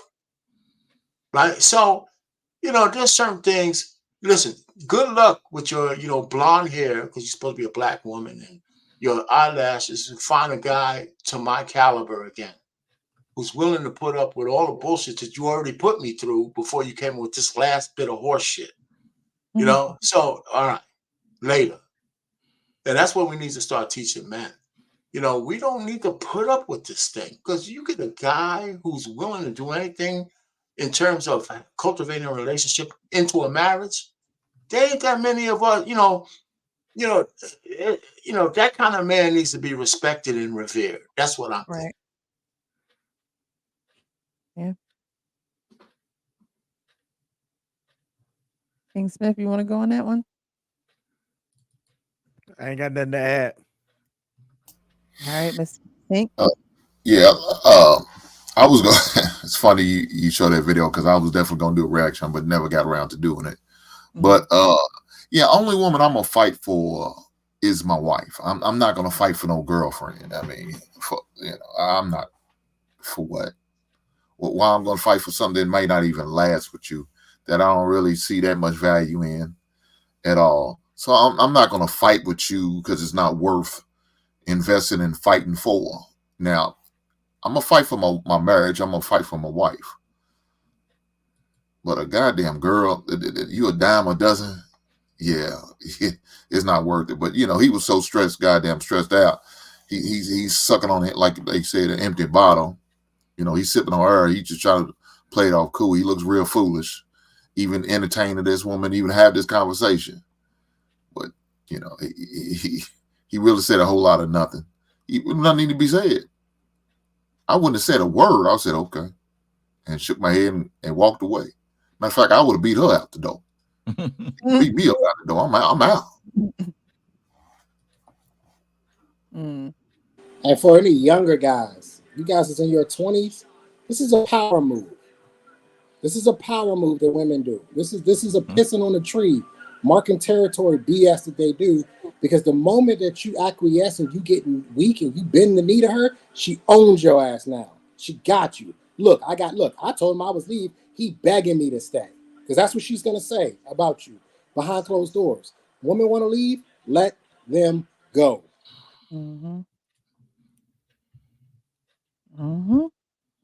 Mr. He said, did you go on this one? The fellas covered that one. I agree with the fellas wholeheartedly. All right, well, it's unanimous. Go leave. Go ahead and leave. No, you gotta let Sean weigh in on this, though. I agree. Have any plans to resign? Excuse me. I agree. Dr. Newsom. Lee, yeah, you shouldn't have to fight for somebody who is looking for you to fight. That should be innate. And Precious, it's just deeper than this. They also do this with the children too. It goes deeper than this. Then, it's just a relationship. They will drag your ass into court just to see if you'll fight for your kids too. Yeah. Oh, you ain't never lied about that, Trey. Just the term fight, like it's like Trey said, it's these landmines that they plant. One step, kaboom, and like you said, if you allow them to plant one, they'll plant another, and sooner or later, you're going to rub her the wrong way. It's the same, gripe we have with simps. You can continue to acquiesce to these women and do what they say and move how they say move, but why is it that sooner or later even you guys come to terms? Like, you do everything they say. You listen to them all the time, and y'all still yelling at each other and don't. You're never gonna be able to please. So that's why stand, firm in your foundation and move accordingly. I hear that. Thank you for joining, JR. How are you this evening, sir? Is he there? Not quite sure if he's there. All right, maybe he'll join us a little later. So I have 2 more videos that I want to show now. Where we about to go is the ghetto. Okay, I'm just letting y'all know that right now we about to go to the ghetto. All right, but I wanted to play this video for Hank. Hank always talking about leave her at the restaurant. Leave her at the restaurant. Well, we had an incident at the restaurants. Okay. Pay for the goddamn food. Pay for the damn food. Pay for the damn food. What would y'all do if a nigga invited you out and they can't pay for the food? Give me 1 second. And you not gonna pay? What you mean? What the fuck is going on? He invited me out. You invited me out and you can't pay? What you mean? Crazy, y'all. That's crazy, y'all. Call your ass because you broke and you ain't got no money. She crazy. She crazy, y'all. He invited me out and he can't fucking pay. She crazy. Crazy. What the fuck do you mean? 2023, man. What do you mean? I'm not paying for nothing. And I'm gonna record your ass and you getting posted. He invited me out and talking about he don't got no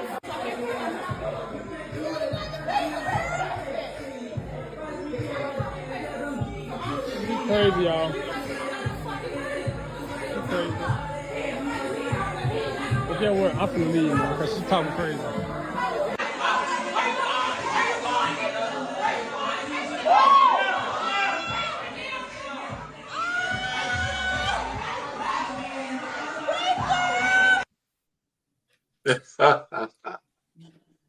The ghetto. Okay. The ghetto. Oh boy. So my question is, because you know So Hank is do always we saying leave hate at the women? restaurant. Sean, are you there? Can you hear me? Testing 1 2. Sean. Okay. So Hank is always saying leave her at the restaurant, right? And this woman is here saying that she's not going to pay for a meal. And the man actually leaves her at the restaurant, right? But what are the signs of this type of woman before they even sit down and eat?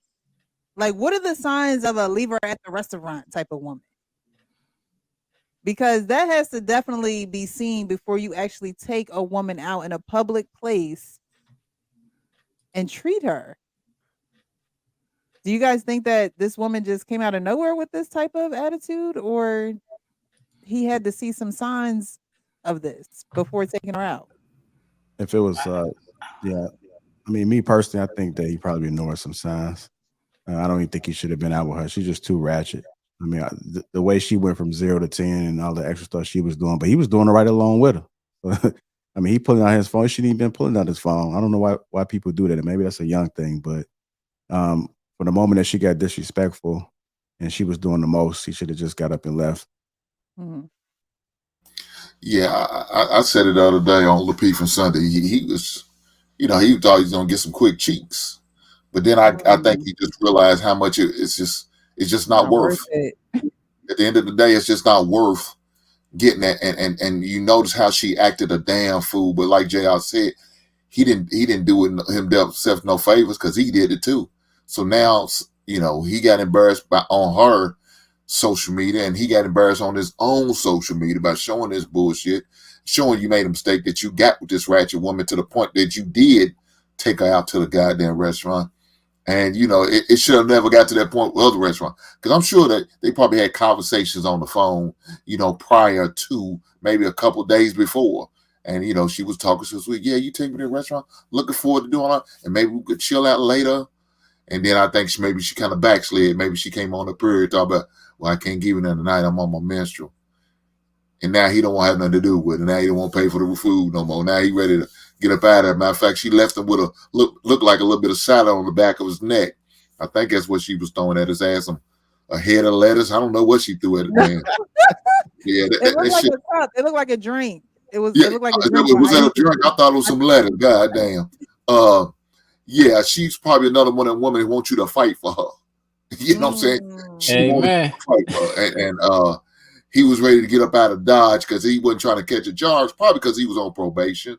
You know what I'm saying? And he didn't want to catch no charge. So he got up through, which you never should have got with that heifer. But that was your fault. Oh. Hey. Now, I'm telling y'all right now, JR, I'm telling these young dudes to film, because in the story of he said versus she said, I'd rather say, hey, let's let the receipts dictate what happened from here on out. One of the reasons why I say that, Tariq Hill gave a funny explanation of his wife when she was in the stands and somebody was standing behind her, and she went to go and celebrate, and a hot dog fell on her. Well, she was telling the story to Tariq, and it's like, yeah, and this guy dropped a hot dog or whatever, yada yada. He said he went back and saw the video, was like, man, that dude didn't drop that on you. You hit it out his hand, right? So I'm telling these, folks, hey, film yourself so that you got the receipts for your version of what happened in case some bullshit come back up. Yeah, I think since JR is 57, he's not as quick with it. No, I'm just kidding. But King, when you in a place like that, like a stadium, right? There's plenty of cameras around with that, so that probably won't be a problem. Now, if you in a private setting where there's not no witnesses or something like that, I can kind of agree with you. You know what I'm saying? I don't know about in a restaurant because you still got a lot of eyes in there most of the time, unless it's like one of the intimate setting type things where there's not a lot of people around. Then okay, I can agree. But yeah, for the most part, that's bullshit. I don't even want you to pull pictures out, take pictures of your goddamn drinks and food. That shit annoys me. That shit, because first of all, you let me know you don't care about me enough. You're more worried about feeding your audience or your friends or people who really probably don't give a shit about you than you are with sitting at the table across from me. I don't care. Yes, that's disrespectful. You know, you got Hank at your table. What the fuck are you pulling your goddamn camera out? I'm just saying. Well, that's right. I can Precious, understand that. a lot of the issue here is I think we think that 20-year-olds have phone conversations. They don't. They don't talk on the phone. So a lot of this conversation prior to them meeting up, he's texting them. I think it was like Well, DMs. DMs and texts. Well, it's really hard to get a gauge on a person when you send in, yeah, okay, cool, all right. Meet you there. You're right. There's nothing there. So you get her there, and then you start to see the real her, and you're like, oh, hell no. I'm out. My thing is, why does she However, act though, like I will say this though. However, I am a believer. If you invite her out, you need to pay for it. That's just my opinion. And I don't make it right or wrong. That's just my opinion. If you want her to go out, you should pay for it unless her behavior is so unruly that she needs to pay for it herself. Now, again, I would have liked to see what happened prior to all of this to find out whether or not her behavior deserved her paying for her own meal. But I'll finish with this. I'll let you go, King Smith. I always find it interesting that women love to call men broke and you can't even pay for your meal.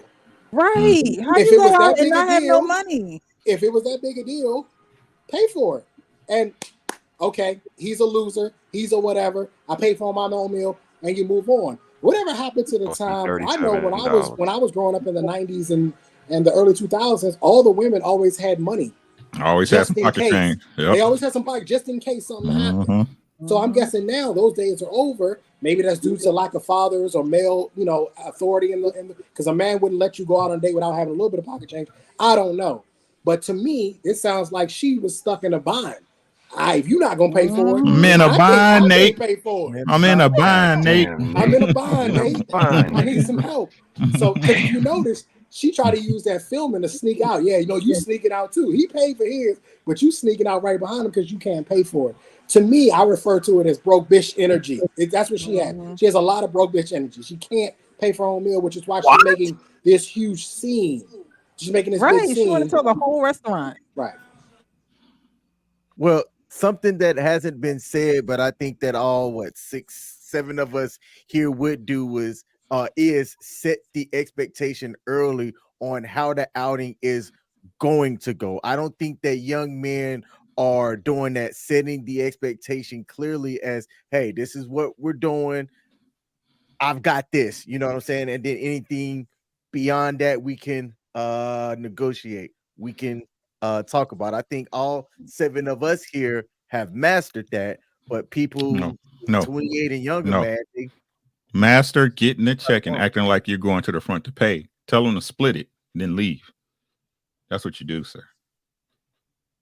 I mastered that. Then leave. setting the expectations on going out, right? I had a young man tell me, well, King, man, but I don't know if she would be willing to go out with me. I'm like, okay, and if she don't, if you say what you want and she's like, I don't mess with that, look to the right. There's somebody else just as fine as her, man. Like, walk away, say, I bet, deuces. I went out on a date before and the guy's card declined and I paid for the whole meal. What? Yeah, if I could chime in, you got to be prepared. I would say, did he get a second date?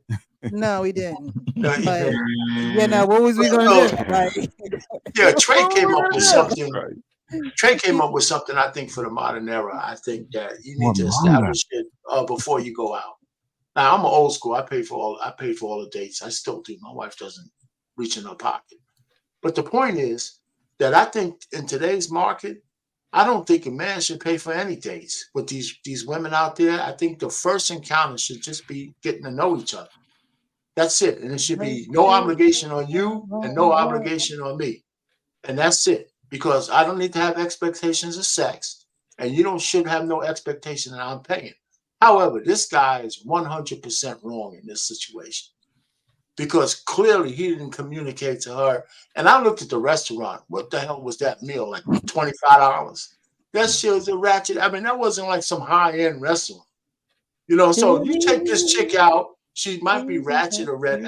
She might be ratchet. You find out you ain't getting no legs that night. And so you're gonna let her make a scene. And I heard him mumbling. Listen, man, you gotta be able to take it. I mean, how much he's gonna either he didn't have no money and he took her out under false pretenses. And that could be the case. Or just pay the $25. Oh, I mean, I'm just saying, like, the way she was dressed, I'm sure he probably was like, Is that a thermal? it's a turtleneck, I What the think. hell is that? McRib? Or what the hell is this? Crazy, y'all. it's one of We those ain't talking places about some that I think high-end that spot. no, like it's one of those places that turn to a club after hours or something. It's probably Oh. tables out the way. Okay. Look like she $50 just an came hour? from hooping or something. Shit.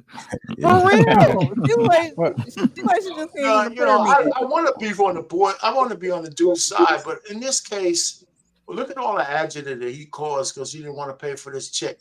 Like his whole life depended on whether he put $1 down for I her. think He caused, Okay, he go ahead, caused Joe. her I'm reaction. just saying. look, I think Trey hit it on the money. I don't think they had conversations. I think he probably walked into something where he was surprised. Surprised about what? That this ratchet chick No, what I'm saying is that the younger generation, they don't have conversations. I can Yeah, I believe agree with they that. don't. So like whatever he was seeing, maybe he couldn't foresee it. But like I'm with you. Like back in the day, not every woman even made it to a date. I was taking them to somebody's basement. We was on the lakefront. Not every woman was able to get a date. Like you had to be quality. Like you had to be able to wear your hair a certain type of way. If you had some loud ass hair, I wasn't taking you out. I wasn't gonna spend my money. We'll go for some drinks, so I'll go get a bottle. We ride around. But not every woman made it to get a date, and I don't think too many of the younger generation do that. They're not vetting properly. Like I knew who was date worthy and who wasn't. I've never had a bad date because if you made it to a date, then obviously I wanted you to be in this element. Yeah, and to everybody's point, even if she was being ratchet, the cost for not vetting well should have been the cost of that meal. That's it. Just Everything has a cost. chuck it up. Yeah, chuck it up to I should have vetted you a lot better. Have a good life and keep it moving. Yeah. I mean, that's what I had to do. Absolutely. I agree with everything the fellas said. I would give the younger fellas a suggestion of what to look for pre-offended. A young lady that's, ready to be offended about any and everything. I think that's one of those red flags that he could have seen, because she looks like she was ready to go from, 0 to 10 in a minute. So just that pre-offense, ready to pop off, very offended, very, triggered by the slightest thing is definitely an indication to look out for. Absolutely. I would agree with that. I was sitting there with my granddaughter over the week, and I had to point out to her, I say, yo, you are complaining and being negative about everything. Like, oh man, look at this. And she's only 13 to her, and defense of her. But the point is that she didn't even recognize how influential social media and the times were having on her perspective and her position on how she approached life. Everything was attitude, and she reminded me a lot of myself because the environment is what really dictates who you become. And I remember coming out here, I might have told you a story, and I was walking down Hollywood Boulevard and somebody said hi to me and I threw up my hands ready to fight. And my brother looked at me like, yo, they just said hi. I was like, so they don't know me, but it was due to I was around the wrong environment. It's an environment. Quincy said, Yeah. would you have a date at KFC if he was a good brother? Nope. I had one at Popeyes. We ain't going to KFC. We can go to Popeyes. But can No I ask y'all KFC, this? we can Do definitely y'all go to feel that Popeyes. social media is really starting to breed superficial, desensitized generations? Starting. Right. Well, okay. Because I don't even think it's just the younger folks. I think us older folks also are starting to get affected by this. Not maybe as old as Payne and myself, but some close to it. Now, but I know, seriously, Sean. how much effect do y'all feel social media is doing to our society right now? On a scale of 1 to 10, an 11.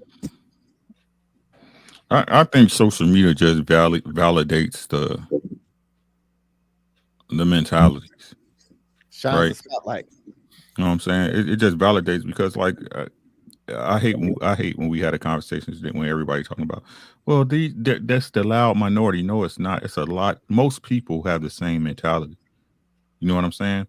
So what happens is when somebody has an idiotic approach to something, then they get on social media and see everybody that like them agreeing with them and validating their thought process, and then they go see some supposedly celebrity who got the blueprint to being successful at life, validating they feelings, right?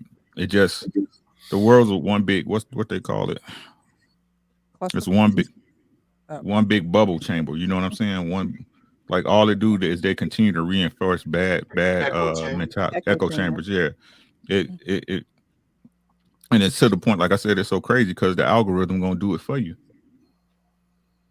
Yeah. You know what I'm saying? So it's like one big bubble, and it just continues to validate, crazy thinking, bad behavior at the end of the day.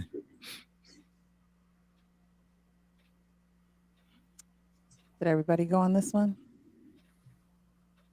All right, so I have one more video. This video encompasses family and a blended family situation. So I wanted to talk about this with you guys. Let me just make sure I have my, okay, it's all the way down here.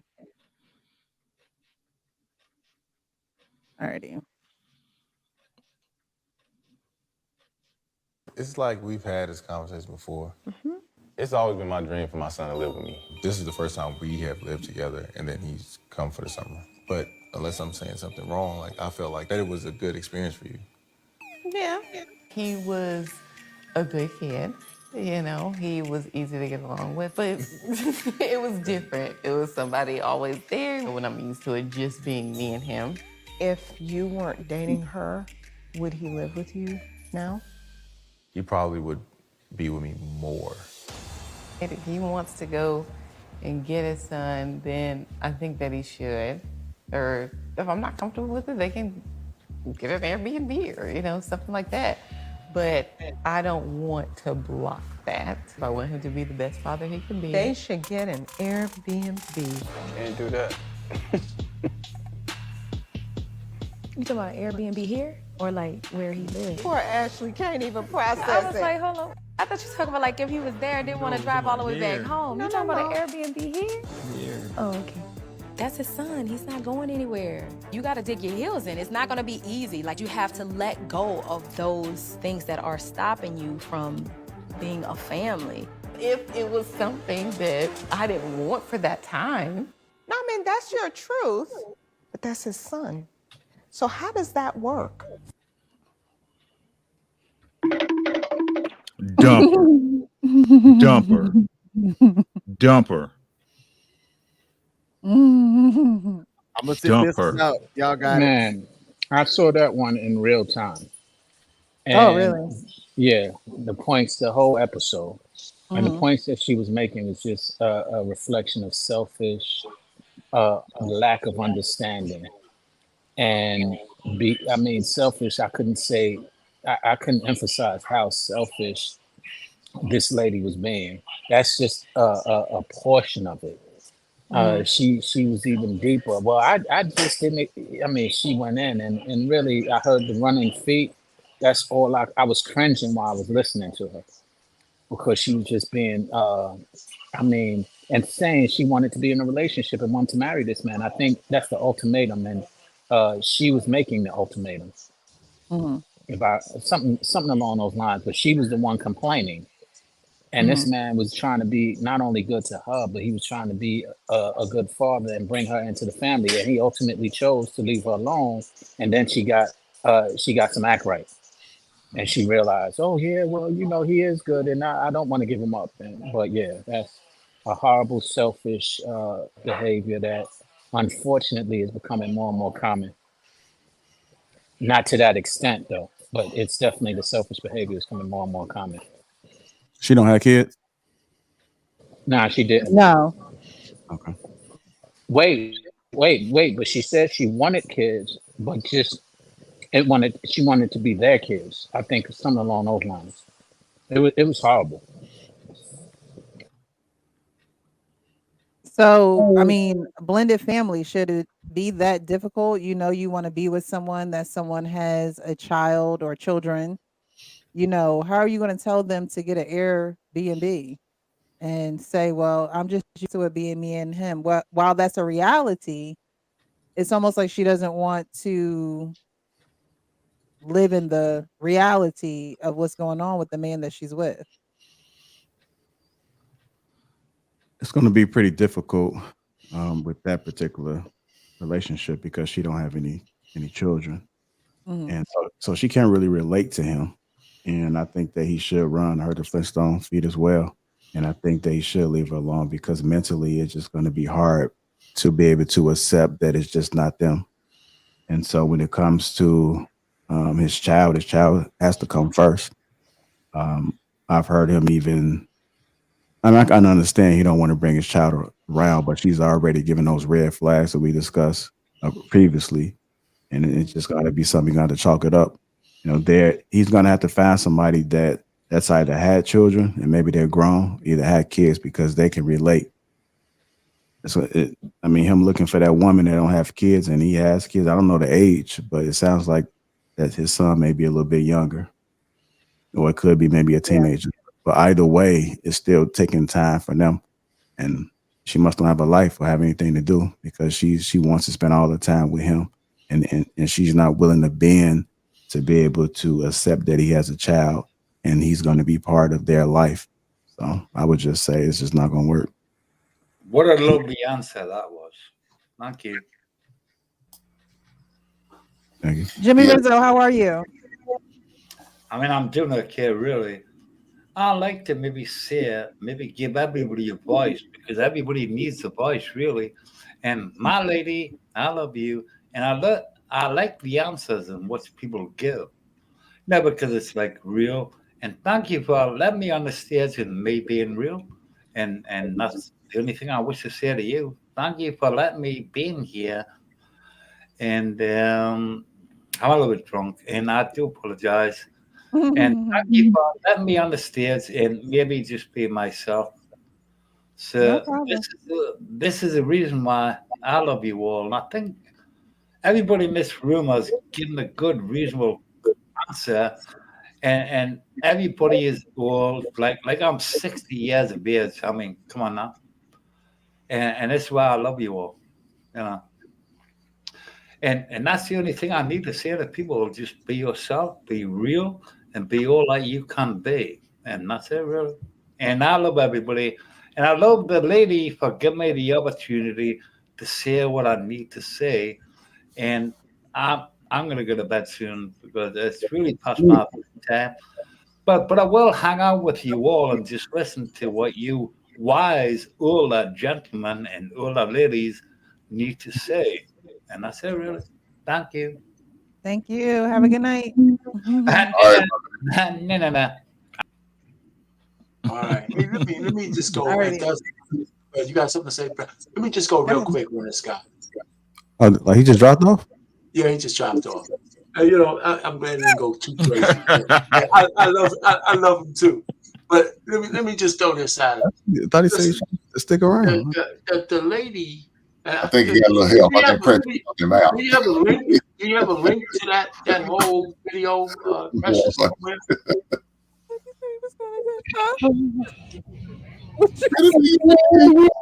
How can you believe in Jesus? How can Hey. Okay, man. You just gotta give her "I love you" back. You know. I thought he said he was going to bed. So you know, he said he was going to stick around and listen. So I figured, you know. No. I'm I sorry. think the best thing happened. Hey, listen. Okay. Do we have a link to that whole video A link in to your the whole video. description? It's a show. It's a show that they came. Okay, so do we have a link to that so we can see more of it? Hello. No, you don't have to worry about it now. But is there a link, or you know, what's the show's name? I don't know. Well, spoilers alert. Spoilers alert. She did wind up coming back, and after she went to therapy and realized that she forget was about the being very spoiler. selfish. I like to see it. Sean ain't shit, is he? Sean ain't No, shit. no, my whole thing He is ain't, that he ain't shit. He asked for the link. He gave a spoiler. Yeah, I know. You know what, I'm gonna tell you the ending of the movie, regardless you want to hear it or not.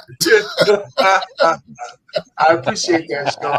Okay, but I would like to see more of the dynamic, because even if she came back, that doesn't mean that he should accept it. Because I just think that that's a flex with the son.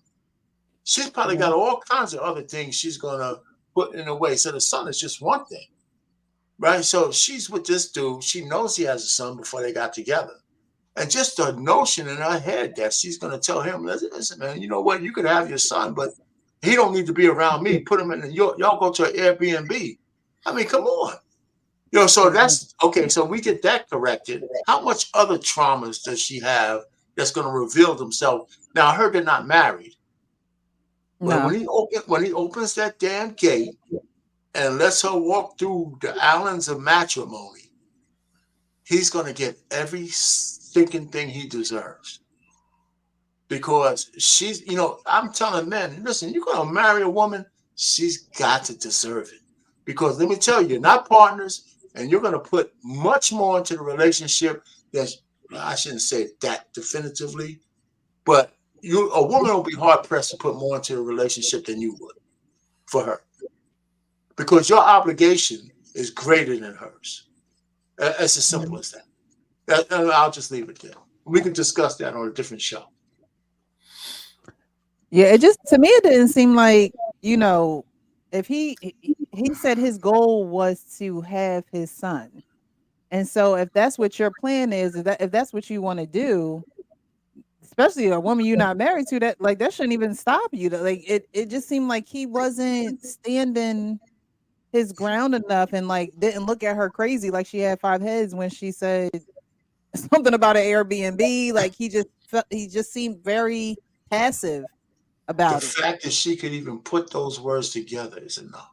Right. That's what I'm thinking. I mean, but Well, this is a girl, reoccurring theme. Oh, I'm sorry. Go ahead. No, go ahead, Mrs. Caesar. You started first, so I did. Go ahead, bro. I'll be real quick, man. I just think it's a reoccurring theme, just to control. Like I said, you know, Prush, they just plant these landmines, and this is no different. You know, to be able to even think that you have the right audacity, you know, or control to tell somebody what they do with their seed, it's preposterous. So, you know, I just think it's very insensitive, but I think it's just one of the landmines that they plant in the battlefield that is love. Love is a battlefield. Think you want to go? Because I do want to read this little excerpt. It's kind of the same thing, but I want to get you guys' opinion on it. It's almost the same thing, actually. Go ahead, Hank. No, what I was gonna say, man, it's bad. There's no way I would have got back with her, because she's gonna go to her default mode. She really don't care about that boy's son there. He's a distraction, and you should have known this early on in the relationship when we was talking about kids and letting them know, I already have a son. How do you feel about that? You know what I'm saying? How you feel about possibly being a stepmother if we was to get married.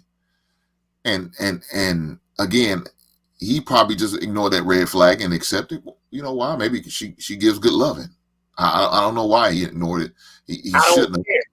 Yeah, he's making a bad investment. And I don't and with spoiler alert with Sean, talk about she came back after. I don't care if she came back or not. There's nothing to come back to. Because you totally disrespectful to my son.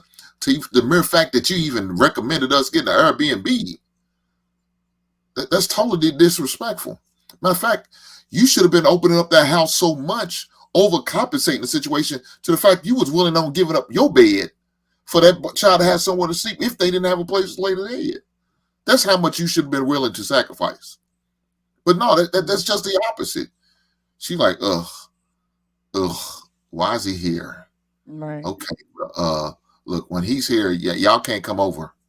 You know, he needs, y'all need to go get an Airbnb and rent a place for the weekend. What type of shit? Crazy. That's totally disrespectful for that man and his son, man. None at all. And talking about you want more knowledge, to hell with that. She wants you to have your son less. She's mad that you get them twice a month, maybe every other weekend. She's mad about that. She's probably only want you get him once a month. And hell, don't even think about trying to get him during the summertime. And he's been there 3 months on a consistent. Oh, that's going to be a problem for her. So I don't care how much counseling she's getting. It's not going to change. She's still going to have them ill feelings in the back of her mind.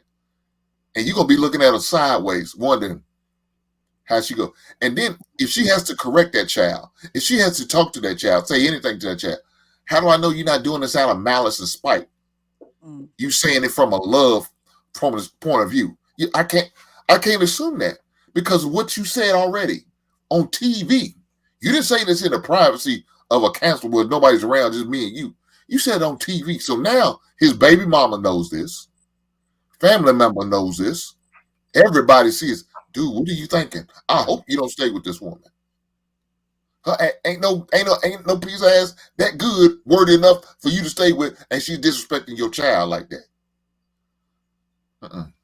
Hell no. Ain't no goddamn woman gonna make it with me. This one says, I need a divorce within 30 days fast. My husband's sister passed away, and he plans on getting full custody of her kids full time.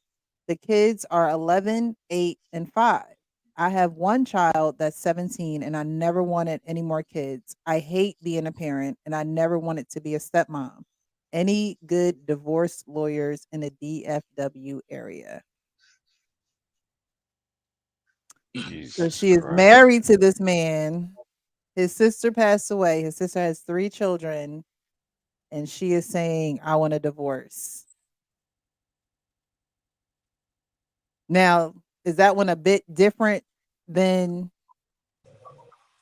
the one I just showed? Because they're not married. Hold on. This couple here are married. Okay, so you're saying this couple is married and the husband's sister passed away and she had 3 kids and he has to get the kids? The sister had 3 kids, 11, 8, and 5. She has one child that's 17, so older child. He doesn't have it seems like they don't have any kids together. And she says, I never wanted any more kids. I hate being a parent, and I never wanted to be a stepmom. Any good divorce stories in the DFW area? Wow, man, she's trifling. She's trifling. I mean, that's something that you can't control. I think a lot of people don't really understand family. You know, I don't think they understand the importance of family and how sometimes we have to step up. I would hate that if something happened I would feel obligated. Like if something happened to my sister, I would feel obligated to have to step in to do something with the kids. I just can't just ignore the fact that they're young and she's not there. So even if I have to help out with her husband, then that's something that I have to do. We need to step up and be present in those roles, especially for family. Family is everything. And I don't think that we understand our duty when it comes to individuals in a family. But even when you are married, you adopt into that family. And so you have to kind of look at them. You don't have to get along, but if they have a good relationship, then you should be understanding. It's going to be difficult. It is something difficult.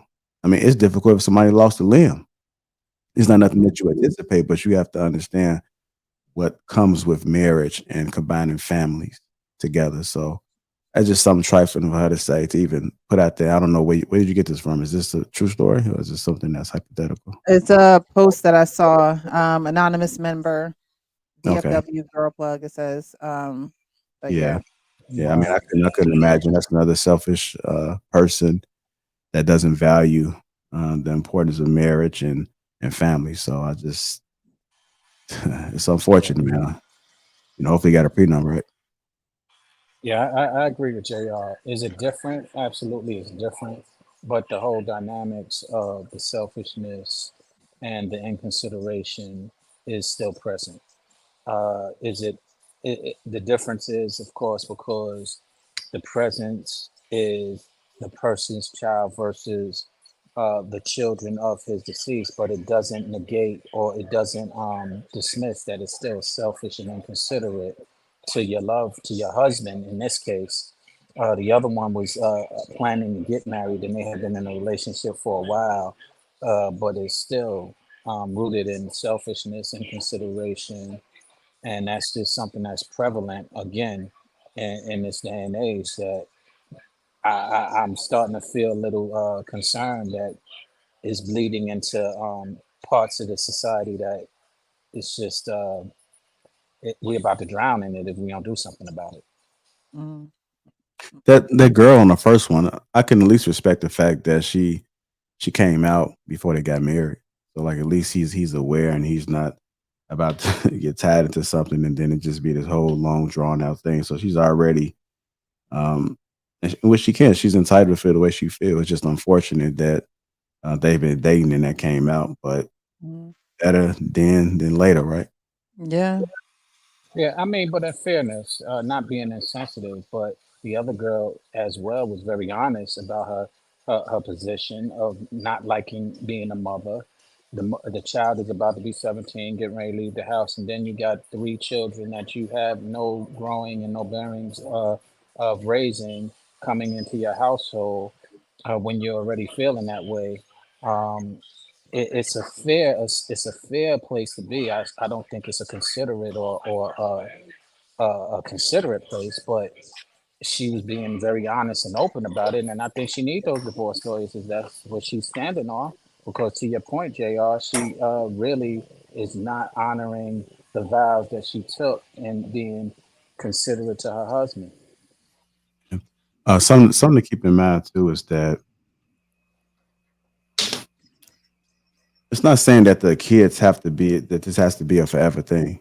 I mean, even if you're trying to sort some things out, maybe they could temporarily stay there until you figure it out. It could be something that's long term. Maybe somebody else in the family wants to step up, but if it's a passing like that, then that's where that consideration will come in. It's like you already talking about divorce lawyers. It's not even a guarantee that them children are going to even be there. So it just shows she's showing her true colors. And I'm not disagreeing with you, Sean, and what you're saying, but it's just one of those things like, damn, like I never imagined me being in this situation where this woman would say something like that. Or maybe he did see some signs and he ignored it, which takes us back to we have to vet properly. But I don't think myself, I know that our bodies are not going to last forever. So I would be prepared to be in it for the long run, no matter what. But I don't think everybody has that. I don't think people actually are realistic about the possibilities of things that can happen. And so if you don't discuss those things or either ask the right questions or ask enough questions, then you can't really decide if that's that person. Yeah. Well, the fact that she said talking about how selfish she was, talking about, you can't stand kids. I wish you Right. ain't being a parent. Yeah, That's what I was you gonna should have say. talked about that before you lay down and got that dick. You don't want that, so you get pregnant and have a child.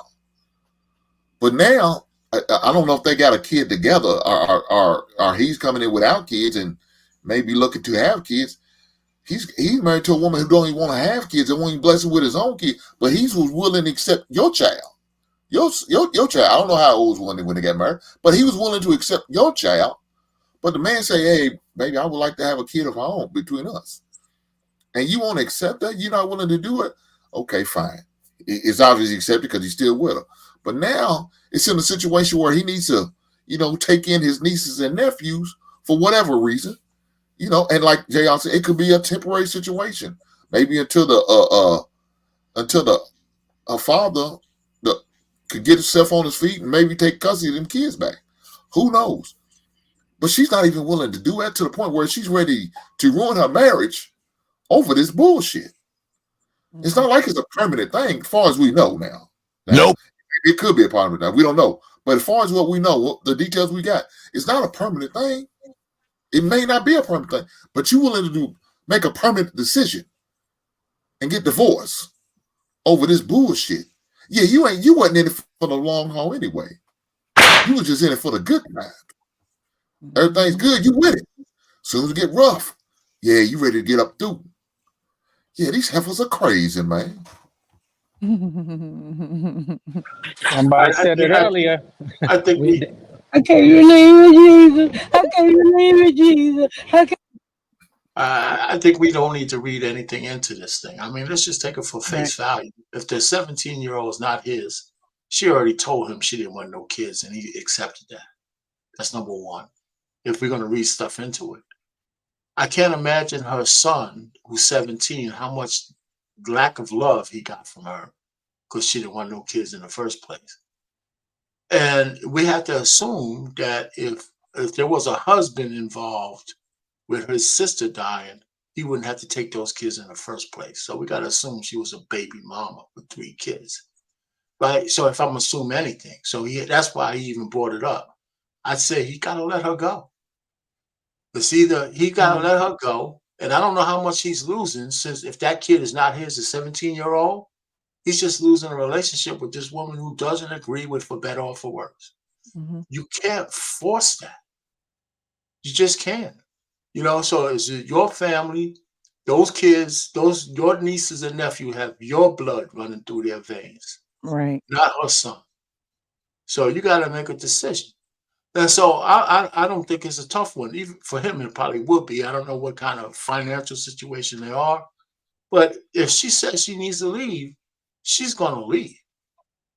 I mean, she is. No matter what you say, no matter what you do, I think you have to decide whether you're going to lean into it, make it a tough thing or not. Now, I know that if I'm taking 3 kids from my sister who died, I might have some leniency with a divorce judge. I might. And then, listen, if you're a halfway decent guy, you'll find another woman. That's what I'm thinking. Anyway, let me just land it there. Yeah, because them kids ain't gonna be there forever. Well, let's just play the other side of it. Suppose them kids are baby kids, and she knows that already. Well, I mean, it's still for better or for worse, though, because I mean, it's not like he cheated on this woman and got these kids. His sister passed away, and me being someone who was in the foster care and adoption system, you think like, well, shit, what happened to my family? Where everybody at? Why can they, why can't they chip in? Why can't they help? Why do we have to, be with strangers? So, if you have someone that's saying, I hate being a mom, then yeah, she gonna have to go, because that means you're gonna bring your malice to my children, now his children, but his family, in essence. That's his family. And so, it sucks that she couldn't put her own. This is where the sacrifices come in when you're married, because this is his family and you married him and he's an extension of his family. So if the sister, passes away, they have 3 kids, and he's saying, no, I'm not going to let my family go into the system. I'm not going to have nobody else raise them. They're going to be in my house. If you have someone that is against that, they have to go, because they've already made a decision that they don't want to be there. And why would you, like y'all keep saying, you can't force that. You can't force, the vows. You can't force for better or for worse. And in that situation, it's for better or for worse. And that ain't even the worst that could happen. I mean, it's sad that his sister passed away. You know, she left 3 kids behind, but that's not even the worst that can happen in a relationship. You adding on to a family. You're adding love, you're adding joy, you're adding, memories. But her selfish ass couldn't even see that. She couldn't even look at it that way. I'm sure she couldn't wait till her son became big enough to walk and feed himself breakfast and lunch. That's what she sound like. And she's just with this dude because he probably provides her leisure. She doesn't sound like somebody that wants to be there with a family. She wants her leisure. Oh, you're right.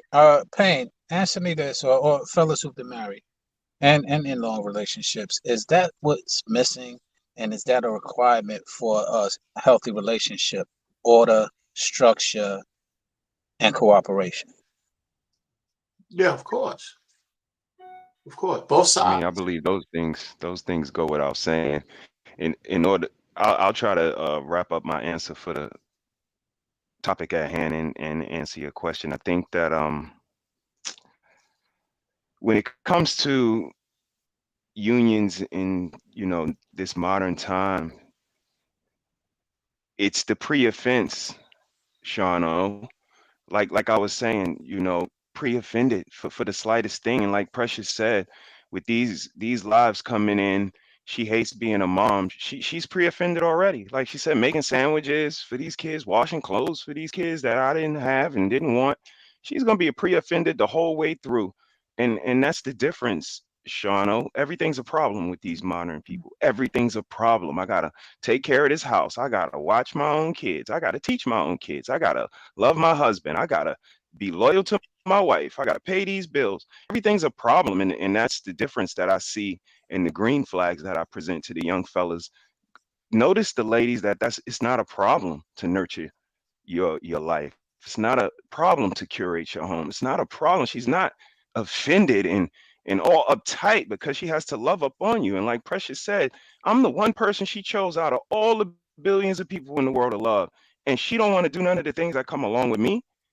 What if it was one of my elderly, my grandparents? She's, oh God, I don't want to take care of no old person. What if it's my cousin with developmental delays? Oh Lord, I don't want to take care of no special need. Like everything, they're pre-offended for everything. They don't want to put in any work. And like JR is saying, I think they believe that it's a rocket ship. It only goes up. It's not a roller coaster. It doesn't have ups and downs. And that's the difference. Relationships, marriage, it's not a rocket ship, people. It's a roller coaster, and nobody is able to get off a roller coaster early. Just sit down and enjoy the ride. Wow, 'Cause I very know when well I put. went on Nitro. Whew, Lord, I was like, get me off. Yeah, very well put. Very well put. Thanks. So we're gonna get into the final thoughts because we have come to an end of the road. And I do appreciate all those who have given their perspectives on the panel, who are on the panel, those who are on the panel now. I really do appreciate you guys. But we talked about a host of things today. And so you guys can give your final thoughts on whatever you feel is applicable. And then we'll get out of here. So we'll start with Hank, and then we'll make our way over, up, and then we'll stop at actual King Smith. Well, my final thoughts is, man, just as fellas, man, just be weary of what you are seeing out here. Be careful what you invest in your time, energy, and money into.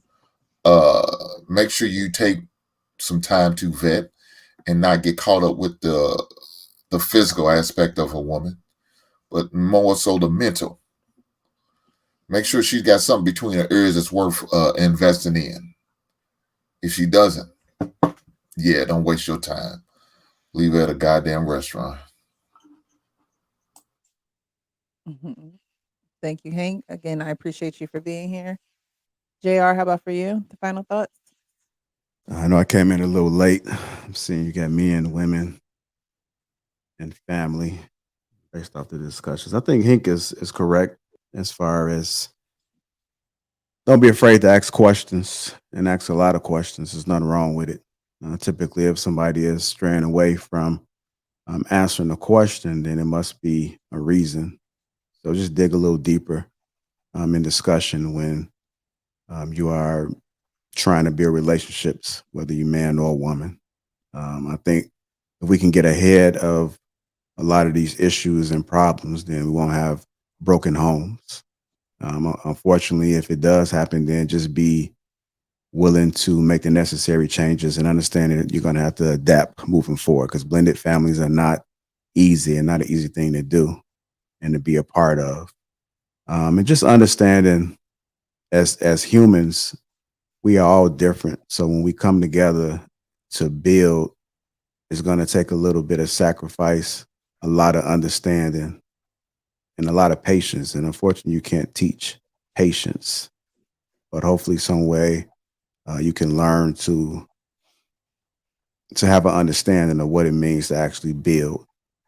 Because a lot of folks just, they overcomplicate life, and life is really simple. Life is simple. Life will never be perfect. It will never have the red carpet rolled out its entire time. Now, can you pull it out sometimes? Absolutely, you can. But just understand it's going to roll up, and it's going to be some concrete, going to be some grass and some dirt. So just simplify life. Life is going to be up sometimes, it's going to be down sometimes, but we're just trying to navigate and get through, and just always do the right thing. Always do the right thing. If you got a conscience, listen to your conscience and understand that if you got that gut feeling and it's wrong, then you may not want to do it. So just strive to do the right thing, do right by people, respect people, treat people the way you want to be treated. And even if they're not treating you, just be above the BS. Somebody got to be the bigger person in a lot of these situations. If you match an energy, then you part of the problem, because everybody can't think the same. So if they're not willing to take in the information and data and be able to understand what's going on in that moment, then if you understand and you see it, then just be the bigger person. Lose the ego and just try to be the best human that you can be while we're here, because life is short. I'm ending on this. Life is short. You never know. If you really think about it, I'm 57, but if you're in your 40s or something like that, if you look at the numbers as far as the average lifespan, it's pretty low. So if you're 40 and then the average is 75, I'm just speaking, I don't have the stats, so don't crucify me. But if a lifespan is 75, you ain't got that much time to get it right. So what we arguing about? What we complaining about? Stay away from negative people too, man. I can't stand people so negative. Mhm. It's like they don't know how to think positive. I always tell people to take the positive out of the negative. So even when your mind wants to think negative, see if you can flip it and say, you know what? I'm gonna see if there's something positive that I can pull from this situation. That's how you grow. That's how you grow mentally. That's how you have a change. You got to change your mindset in a lot of these situations. So I just encourage people, man, to read, learn, listen, because that's also a part of communication as well as listening. Just listen. Some people need help. Even some husbands and wives need help, but y'all not listening. Y'all not listening. Y'all may be able to solve a lot of issues within your house without therapy. And I know Hink is an advocate for therapy, but you may be able to solve a lot of your problems yourself. You can only control the controllables. So stop trying to control everything. Stop trying to be on top. Work together, especially when you got something good. And I'm gonna land it there. Thank you so much. I appreciate you for being here. Sean, it is your turn. Your final thoughts, sir. Yeah, my final thoughts.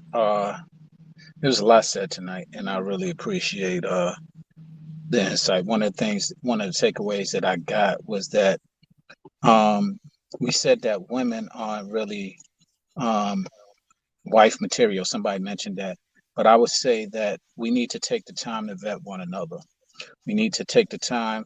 Women need to take the time to understand a valuable man, and men need to take the time to understand a valuable woman. Now that can be subjective to the person, but a lot of times we have our priorities in some of the wrong places, if you ask me.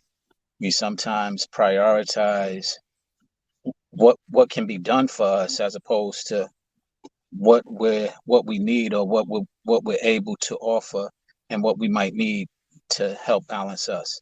I believe I said it before, I've heard it and I'm gonna echo it. The woman is not the prize. And I'll say this, the man is not the prize. The prize is a successful relationship. And I think that successful relationships is something that is waning right now.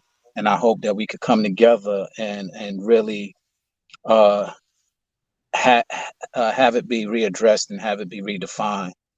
I personally am a person who is a single man above 50 who's never been married, but I'm a sucker for love, nigga, too, as Hank might might attest to. But I'm not a sucker, love. So I do believe and want romance, want honesty, want genuineness, want there to be relationships, and more importantly, want there to be a family structure that I feel is being depleted every day. And this generation, social media, et cetera, is not helping it any. But I think we need to help, and these discussions help with that. And I thank you for helping it.